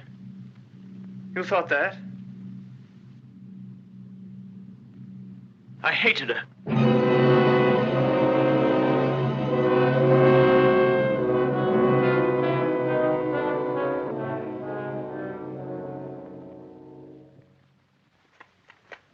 Oh, I was carried away by her. Enchanted by her, as everyone was. And when I was married, I was told I was the luckiest man in the world. She was so lovely, so accomplished, so amusing. She's got the three things that really matter in a wife, everyone said. Breeding, brains, and beauty. And I believed them completely. But I never had a moment's happiness with her. She was incapable of love, or tenderness, or decency. You didn't love her. You didn't love her. Do you remember that cliff where you first saw me in Monte Carlo? Well, I went there with Rebecca on our honeymoon. That was when I found out about her. 4 days after we were married. She stood there laughing, her black hair blowing in the wind, and told me all about herself. Everything. Things I'll never tell a living soul. I wanted to kill her. It would have been so easy. You remember the precipice? I frightened you, didn't I? You thought I was mad. Perhaps I was. Perhaps I am mad. It wouldn't make for sanity, would it? Living with the devil. I'll make a bargain with you, she said. You'd look rather foolish trying to divorce me now after 4 days of marriage. So I'll play the part of a devoted wife, mistress of your precious Manderley. I'll make it the most famous showplace in England, if you like. And people will visit us and envy us and say we're the luckiest, happiest couple in the country. What a grand joke it'll be. What a triumph. I should never have accepted her dirty bargain. But I did. I was younger then and tremendously conscious of the family honor. Family honor. She knew that I'd sacrifice everything rather than stand up in a divorce court and give her away, admit that our marriage was a rotten fraud. You despise me, don't you? As I despise myself. You can't understand what my feelings were. Can you? Of course I can, darling. Of course I can. Well, I kept the bargain, and so did she, apparently. Oh, she played the game brilliantly. But after a while, she began to grow careless. She took a flat in London, and she'd stay away for days at a time. Then she started to bring her friends down here. I warned her, but she shrugged her shoulders. What's it got to do with you, she said. She even started on Frank. Poor, faithful Frank. Then there was a cousin of hers, a man named Favell. Yes, I know him. Came the day you went to London. Why didn't you tell me? I didn't like to. I thought it would remind you of Rebecca. Remind me? As if I needed reminding. Favell used to visit her here in this cottage. I found out about it, and I warned her that if he came here again, I'd shoot them both. One night, when I found that she'd come back quietly from London, I thought that Favell was with her. And I knew then that I couldn't stand this life of filth and deceit any longer. I decided to come down here and have it out with both of them. But she was alone. She was expecting Favell, but he hadn't come. She was lying on the divan, A large tray of cigarette stubs beside her. She looked ill, queer. Suddenly she got up, started to walk toward me. When I have a child, she said, neither you nor anyone else could ever prove it wasn't yours. You'd like to have an heir, wouldn't you, Max, for your precious Manderley? And she started to laugh.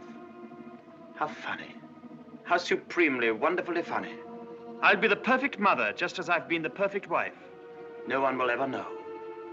It ought to give you the thrill of your life, Max, to watch my son grow bigger day by day, and to know that when you die, Manderley will be his. She was face to face with me. One hand in her pocket, the other holding a cigarette. She was smiling. Well, Max, what are you going to do about it? Aren't you going to kill me? I suppose I went mad for a moment. I must have struck her. She stood staring at me. She looked almost triumphant. Then she started toward me again, smiling. Suddenly she stumbled and fell.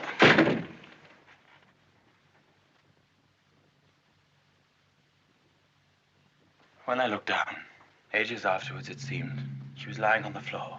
She'd struck her head on a heavy piece of ship's tackle. I remember wondering why she was still smiling. And I realized she was dead. But you didn't kill her. It was an accident. Who would believe me? I lost my head. I just knew I had to do something. Anything. I carried her out to the boat. It was very dark. There was no moon. I put her in the cabin. When the boat seemed a safe distance from the shore, I took a spike and drove it again and again through the planking of the hull. I opened up the sea cocks and the water began to come in fast. I climbed over into the dinghy and pulled away. I saw the boat heel over and sink. I pulled back into the cove. It started raining. Maxim, does anyone else know of this? No, no one except you and me. We must explain it. It's got to be the body of someone you've never seen before. No, they're bound to know. Her rings, bracelets she always wore. They'll identify her body. Then they'll remember the other woman. The other woman buried in the crypt. If they find out it was Rebecca, you must simply say that you made a mistake about the other body. That the day you went to Edgecombe, you were ill. You didn't know what you were doing. Rebecca's dead. That's what we've got to remember. Rebecca's dead. She can't speak. She can't bear witness. She can't harm you anymore. We're the only two people in the world that know, Maxim. You and I. I told you once that I'd done a very selfish thing in marrying you. You can understand now what I meant. I've loved you, my darling. I shall always love you. But I've known all along that Rebecca would win in the end. No, no. She hasn't won. No matter what happens now, she hasn't won.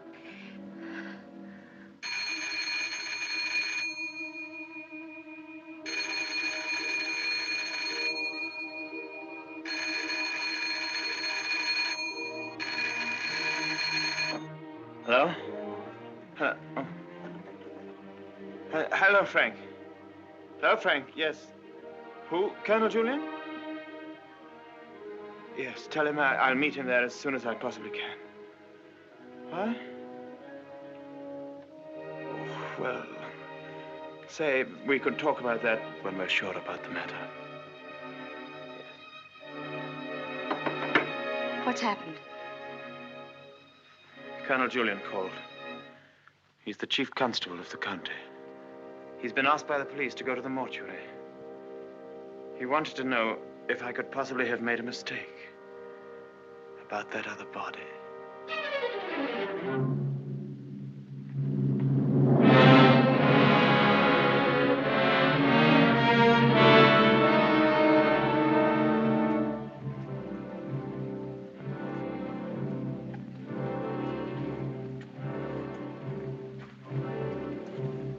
Well, Colonel Julian, apparently I did make a mistake about that other body.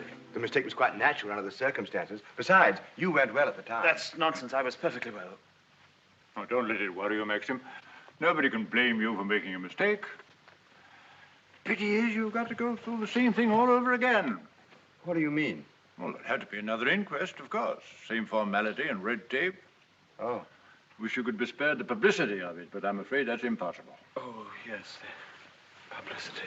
I suppose Mrs. de Winter went below for something, and the squall hit the boat with nobody at the helm. I imagine that's about the solution of it, don't you think so, Crawley? Oh, yes. Probably the door jammed and she couldn't get on deck again. Yeah. Tab, boat builder, will undoubtedly come to some such conclusion. Why, what would he know about it? Well, he's examining the boat now. Purely as a matter of routine, you know. I'll be at the inquest tomorrow, Maxim. Quite unofficially, you know. We must get together for a game of golf when it's all over, eh? Bye-bye.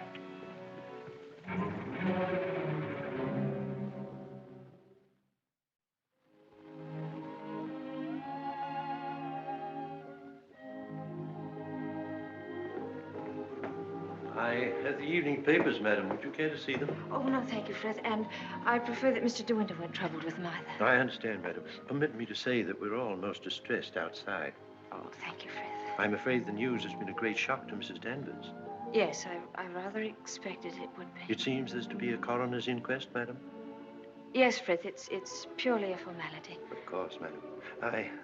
I wanted to say that if any of us might be required to give evidence, I should be only too pleased to do anything that might help the family. Oh, thank you, Frith. Well, I'm sure Mr. De Winter will be very happy to hear it, but I don't think anything will be necessary.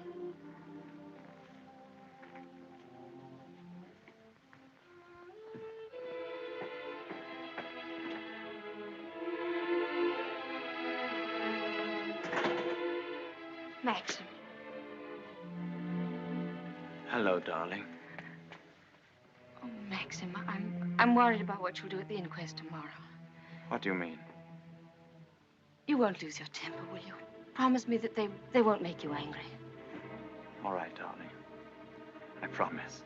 No matter what he asks you won't lose your head. Don't worry, dear. They can't do anything at once, can they? No. Then we've a little time left to be together. Yes. I want to go to the inquest with you. I'd rather you didn't, darling. But I can't wait here alone. I promise you I won't be in any trouble to you, and I must be near you so that no matter what happens, we won't be separated for a moment. All right, dear. I don't mind this whole thing, except for you. I can't forget what it's done to you. I've been thinking of nothing else since it happened. It's gone forever. That funny, young, lost look I loved won't ever come back. I killed that when I told you about Rebecca. It's gone. In a few hours, you've grown so much older. Maxim.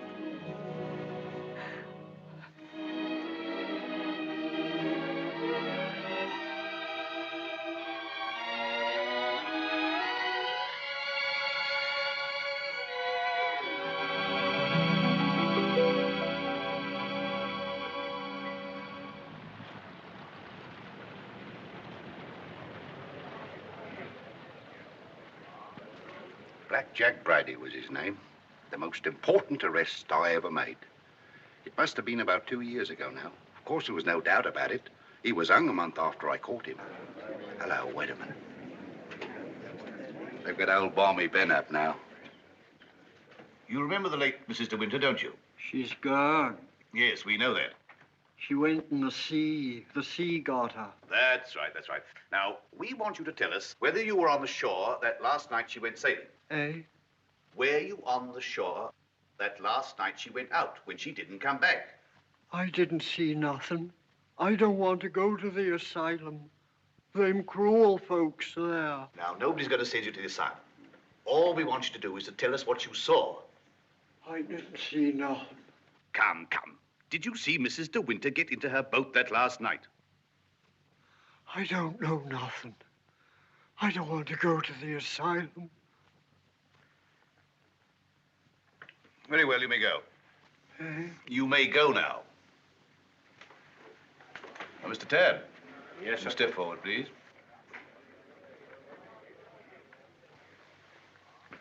The evidence you give is called to me the truth, the whole truth, but the truth. I do. So help me God. The late Mrs. de Winter used to send her boat to your shipyard for reconditioning. That's right, sir. Can you remember any occasion when she had any sort of accident with the boat? No, sir. I often said Mrs. de Winter was a born sailor. Now, when Mrs. de Winter went below, as is supposed, and a sudden gust of wind came down, that would be enough to capsize the boat, wouldn't it? Excuse me, sir, but there's a little more to it than that. Well, what do you mean, Mr. Tabb? I mean, sir, the seacocks. What are the seacocks? Oh, well, the seacocks are the valves to drain out the boat. They're always kept tight closed when you're afloat. Yes? Well, yesterday, when I examined that boat, I found they'd been opened. Well, what could be the reason for that? Just this. That's what flooded the boat and sunk her. Are you implying? That boat never capsized at all. I know it's a terrible thing to say, sir, but in my opinion, she was scuttled. And there's them holes. What holes? You know, planking. What are you talking about? Of course, that boat's been underwater for over a year. And tide's been knocking her against the ridge. But it seemed to me, them holes looked as if she'd made them from the inside. Then you believe she must have done it deliberately? Couldn't have been no accident. Not with her knowledge of boats. You knew the former Mrs. de Winter very well, I believe. Oh, yes. Would you believe her capable of suicide? No. Frankly, I would not. You never can tell. You may stand down, Mr. Tabb. Mr. de Winter, please.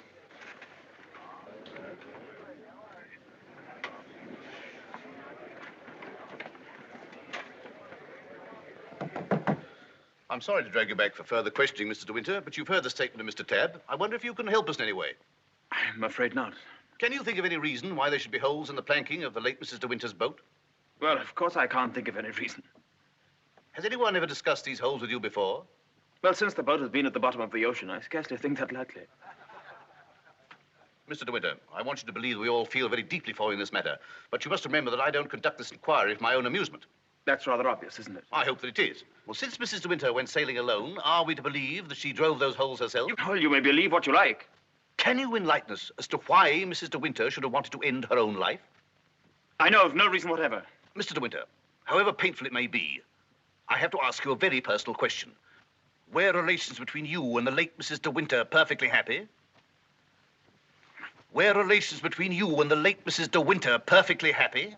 I won't stand this any longer, and you might as well know now. My wife, she's fit. She's fit. We'll adjourn till after lunch. Mr. de Winter, I presume you'll be available for us then? I told you you should have had some breakfast. You're hungry, that's what's the matter with you.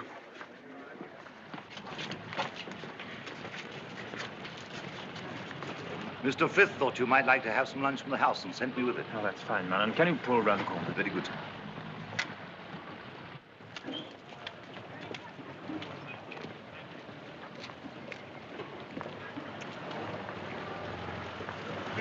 Awfully foolish to have me fainting like that. Nonsense. If you hadn't fainted like that, I'd have really lost my temper. Darling, please be careful.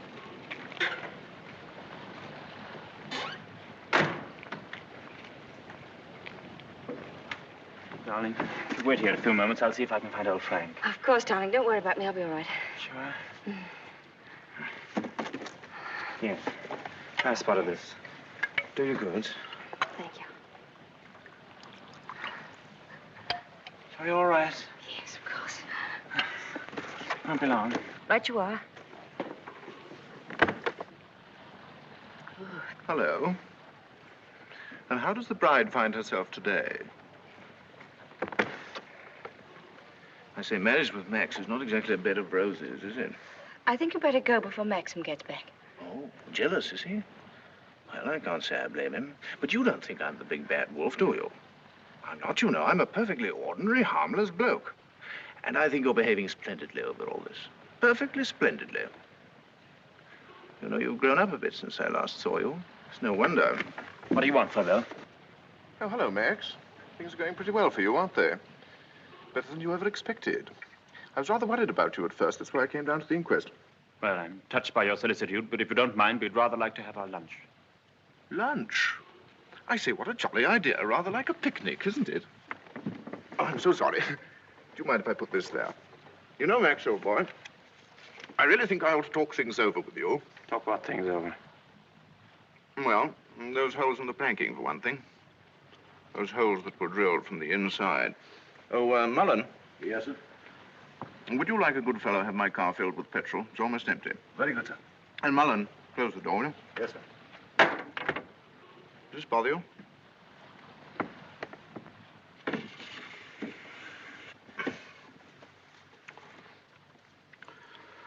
You know, boy, I have a strong feeling that before the day is out, somebody's going to make use of that rather expressive, though somewhat old-fashioned term, foul play. Am I boring you with all this? No? Good. Well, you see, Max, I'm finding myself in a rather awkward position. You've only got to read this note to understand. It's from Rebecca. And what's more, she had the foresight to put a date on it. She wrote it to me the day she died. Incidentally, I was out on a party on that night, so I didn't get it until the next day. And what makes you think that note would interest me? Oh, I'm not going to bother you with the contents now, but I can assure you that it is not the note of a woman who intends to drown herself that same night. By the way, what do you do with old bones? Bury them, eh, what? However, for the time being... You know, Max, I'm getting awfully fed up with my job as a motor car salesman. I don't know if you've ever experienced the feeling of driving an expensive motor car that isn't your own, but it can be very, very exasperating. You know what I mean. You want to own the car yourself. I've often wondered what it'd be like to retire to the country, have a nice little place with a few acres of shooting. I've never figured out what it would cost a year, but I'd like to talk about it with you. I'd like to have your advice on how to live comfortably without hard work. Hello, Favell. Were you looking for me, Maxim? Yes. Mr. Favell and I have a little business transaction on hand. I think we had better conduct it over at the inn. They may have a private room there. Well, see you later. Find Colonel Julian. Tell him I want to see him immediately. Come on, Favell, let's go.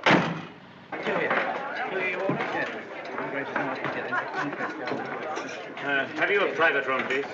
Of course, sir. Through there, sir. Hope this will do, Mr. de Winter. Oh, splendid. Splendid. Exactly like the Ritz. Any orders, gents? Yes, you might bring me a large brandy and soda. How about you, Max? Have one on me. I feel I can afford to play host. Thanks, I don't mind if I do. Make it two, will you, like a good fellow? Very good, sir. Where's Mr. de Winter? Through the other door, sir. Colonel Julian, this is Mr. Favell. Oh, I know Colonel Julian. We're old friends, aren't we? Well, since you're old friends, I assume you also know he's head of the police here. I think he might be interested to hear your proposition. Go on, tell him all about it. I don't know what you mean. I merely said I hope to give up selling cars and retire into the country. Actually, he offered to withhold a vital piece of evidence from the inquest if I made it worth his while. I only want to see justice done, Colonel. Now, that boat builder's evidence suggested certain possible theories concerning Rebecca's death. One of them, of course, is suicide. Now, I have a little note here which I consider puts that possibility quite out of court. Read it, Colonel. Jack, darling, I've just seen the doctor, and I'm going down to Manderley right away. I shall be at the cottage all this evening and shall leave the door open for you. I have something terribly important to tell you. Rebecca. Now, does that look like the note of a woman who had made up her mind to kill herself? And apart from that, Colonel, do you mean to tell me that if you wanted to commit suicide, you'd go to all the trouble of putting out to sea in a boat and then take a hammer and chisel and laboriously knock holes through the bottom of it? Come, Colonel, as an officer of the law, don't you feel there are some slight grounds for suspicion? Of murder? What else? You've known Max a long time, so you know he's the old-fashioned type who'd die to defend his honor, or who'd kill for it. It's blackmail. Pure and simple. Blackmail is not so pure, nor so simple. It can bring a lot of trouble to a great many people. And the blackmailer sometimes finds himself in jail at the end of it. Oh, I see. You're going to hold de Winter's hand through all this. Just because he's the big noise around here, and he's actually permitted you to dine with him. Be careful, Favell. You brought an accusation of murder. Have you any witnesses? Oh, I do have a witness. Oh. It's that fellow Ben. That stupid coroner hadn't been as much of a snob as you are. He'd have seen that halfwit was hiding something. And why should Ben do that? Because we caught him once, Rebecca and I, peering at us through the cottage window. Rebecca threatened him with the asylum. That's why he was afraid to speak, but he was always hanging about. He must have seen this whole thing. It's ridiculous even listening to all this. Ah, you're like a little trades union, all of you, aren't you? And if my guess is right, Crawley, there's a bit of malice in your soul toward me, isn't there? Crawley didn't have much success with Rebecca, but he ought to have more luck this time. And the bride will be grateful for your fraternal arm, Crawley, in a week or so. Every time she faints, in fact. De Winter! Maxim, please. That temper of yours will do you in yet, Max. Oh, excuse me, gentlemen. Now, is there anything else? Yes. You might bring Mr. De Winter a sedative. No, nothing at all. Just leave us. Very good. Now, Favell, let's get this business over. As you seem to have worked out the whole thing so carefully, perhaps you can provide us also with a motive. Ah, I knew you were going to bring that up, Colonel. I've read enough detective stories to know that there must always be a motive. And if you'll all excuse me a moment, I'll supply that, too. I wish you'd go home. You ought not to be here through all this. Please let me stay, Maxim. Surely, Colonel Julian, you're not going to allow this fellow to... My opinion of Favell is no higher than yours, Crawley. But in my official capacity, I have no alternative but to pursue his accusation. I entirely agree with you, Colonel. In a matter so serious as this, we must make sure of every point, explore every avenue. And, in fact, if I may coin a phrase, leave no stone unturned. Ah, here she is, the missing link, the witness who will help supply the motive. Colonel Julian, Mrs. Danvers, I believe you know everyone else. Won't you sit down? No offense, Colonel, but I think I'll put this to Danny. She'll understand it more easily. Danny, who was Rebecca's doctor? Mrs. De Winter always had Dr. McLean from the village. Now, you heard. I said Rebecca's doctor in London. I don't know anything about that. Oh, don't give me that, Danny. You knew everything about Rebecca. You knew she was in love with me, didn't you? Surely you haven't forgotten the good times she and I used to have down at the cottage on the beach. She had a right to amuse herself, didn't she? Love was a game to her, only a game. It made her laugh, I tell you. She used to sit in her bed and rock with laughter at the lot of you. Can you think of any reason why Mrs. De Winter should have taken her own life? No, I refuse to believe it. I knew everything about her, and I won't believe it. There, you see, it's impossible. She knows that as well as I do. Now, listen to me, Danny. We know that Rebecca went to a doctor in London on the last day of her life. Who was it? I don't know. Oh, I understand, Danny. You think we're asking you to reveal secrets of Rebecca's life. You're trying to defend her, but that's what I'm doing. I'm trying to clear her name of the suspicion of suicide. Mrs. Danvers, it has been suggested that Mrs. De Winter was deliberately murdered. There you have it in a nutshell, Danny. But there's one more thing you'll want to know. The name of the murderer. It's a lovely name that rolls off the tongue so easily. George Fortescue Maximilian De Winter.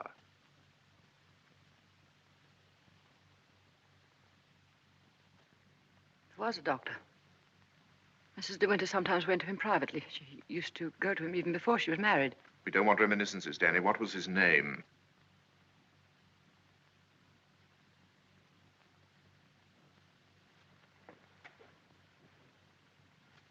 Dr. Baker, 165 Goldhawk Road, Shepherd's Bush.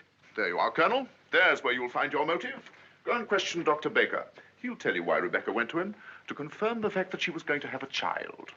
A sweet, curly-headed little child. It isn't true. It isn't true. She would have told me. She told Max about it. Max, who knew he wasn't the father, so like the gentleman of the old school that he is, he killed her. I'm afraid we shall have to question this, Dr. Baker. Here. But for safety's sake, I think I'd like to go along, too. Yes, unfortunately, I suppose you have the right to ask that. I'll see the coroner and have the inquest postponed pending further evidence. I say, aren't you rather afraid that the prisoner, shall we say, might bolt? You have my word for it that he will not do that. Toodaloo, Max. Come along, Danny. Let's leave the unhappy couple to spend their last moments together alone.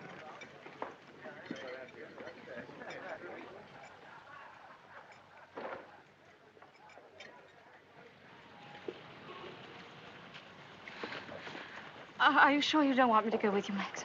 No, darling, it'll be very tiring for you. I'll be back the very first thing in the morning, and I won't even stop to sleep. I'll be waiting for you.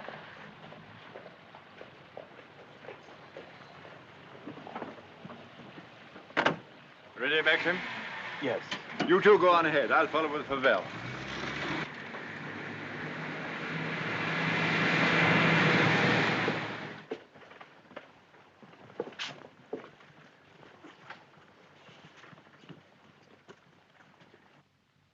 Dr. Baker, you may have seen Mr. De Winter's name in the papers recently. Oh, yes, in connection with the body that was found in a boat. My wife was reading all about it. A very sad case. My condolences. No, this is going to take hours. Let me... Don't bother, Favell. I think I can tell Dr. Baker. We're trying to discover certain facts concerning the late Mrs. De Winter's activities on the day of her death. October the 12th last year. And I want you to tell me, if you can, if anyone of that name paid you a visit on that date. I'm awfully sorry. I'm afraid I can't help you. I should have remembered the name De Winter. I've never attended a Mrs. De Winter in my life. Well, how can you possibly tell all your patients' names? I can look it up in my engagement diary, if you like. Did you say the 12th of October? Yes. Here we are. No De Winter. Are you sure? Well, here are all the appointments for that day. Ross, Campbell, Stedall, Perino, Danvers, Danny? Yeah. What the devil? Would you read that name again?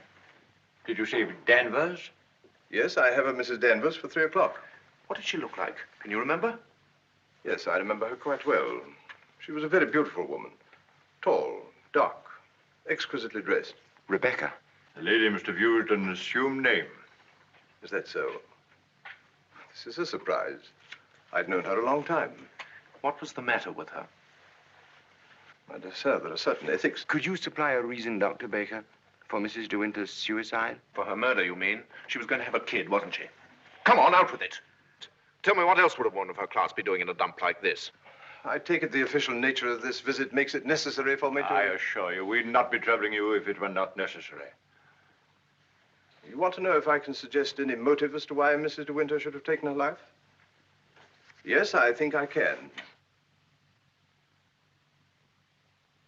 The woman who called herself Mrs. Danvers was very seriously ill. She was not going to have a child. Well, that was what she thought. My diagnosis was different.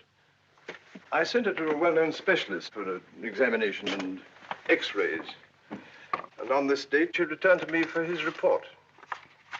I remember her standing here, holding out her hand for the photograph. I want to know the truth, she said. I don't want soft words in a bedside manner. If I'm for it, you can tell me right away. I knew she was not the type to accept a lie. She'd asked for the truth. I let her have it. She thanked me. I never saw her again, so I assumed that... What was wrong with her? Cancer. Yes, the growth was deep-rooted. An operation would have been no earthly use at all. In a short time, she would have been under morphia. There was nothing that could be done for her, except wait. Did she say anything when you told her? She smiled in a queer sort of way. Your wife was a wonderful woman, Mr. De Winter. And, oh, yes, I remember she said something that struck me as being very peculiar at the time. When I told her it was a matter of months, she said, "Oh, no, doctor, not that long." You've been very kind. You've told us all we wanted to know. We should probably need an official verification. Verification? Yes, to confirm the verdict of suicide. I understand. Can I offer you gentlemen a glass of sherry? Oh, very kind. I think we ought to be going. Thank heaven we know the truth. Dreadful thing. Dreadful. A young and lovely woman like that. No wonder. I never had the remotest idea. Neither did Danny, I'm sure. I wish I had a drink. Will we be needed at the inquest any further, Colonel Julian? No. I can see to it that Maxim's not troubled any further. Thank you, sir. You ready to start, Colonel? No, thank you. I'm staying in town tonight. And let me tell you, Favell, blackmail is not much of a profession. We know how to deal with it in our part of the world, strange as it may seem to you. Well, I'm sure I don't know what you're talking about. But if you ever need a new car, Colonel, just let me know. It's impossible to thank you for your kindness to us through all this. You know what I feel without my saying anything. Not at all. Put the whole thing behind you. But let your wife know she'll be getting worried. Yes, of course. I'll phone her at once, then we'll get straight down to Manderley. Goodbye, Crawley. Maxim's got a great friend.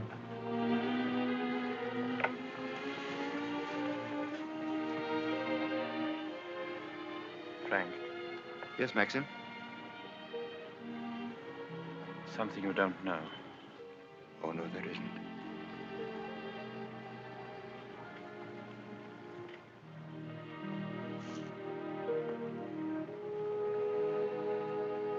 I didn't kill her, Frank. But I know now that when she told me about the child, she wanted me to kill her. She lied on purpose. She foresaw the whole thing. That's why she stood there laughing when she... Don't think about it anymore. Thank you, Frank. How, Danny? I just wanted to tell you the news. Rebecca held out on both of us. She had cancer. Yes, suicide. And now Max and that dear little bride of his will be able to stay on at Manderley and live happily ever after. Bye-bye, Danny. This your car, sir? Yes? Will you be going soon? This isn't a parking place, you know. Oh, isn't it? Well, people are entitled to leave their cars outside if they want to. It's a pity some of you fellows haven't anything better to do. When you phoned, did she say she'd wait up? I asked her to go to bed, but she wouldn't hear of it. I wish I could get some more speed out of this thing. Is something worrying you, Maxim? I can't get over the feeling something's wrong.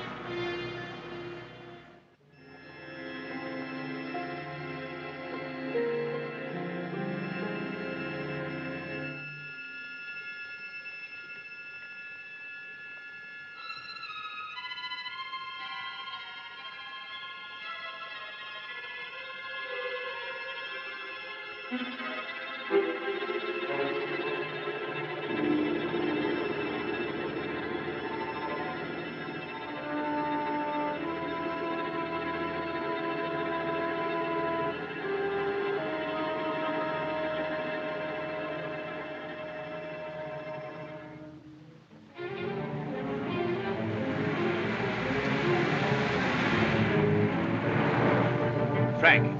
What's the matter? Why did we stop? What's the time? Well, this clock's wrong. It must be 3 or 4. Why? That can't be the dawn breaking over there. It's in the winter that you see the northern lights, isn't it? That's not the northern lights.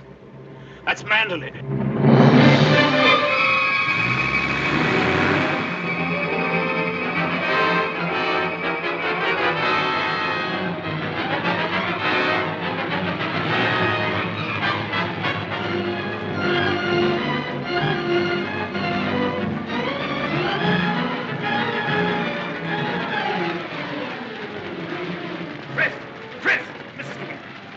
I thought I saw her. Where?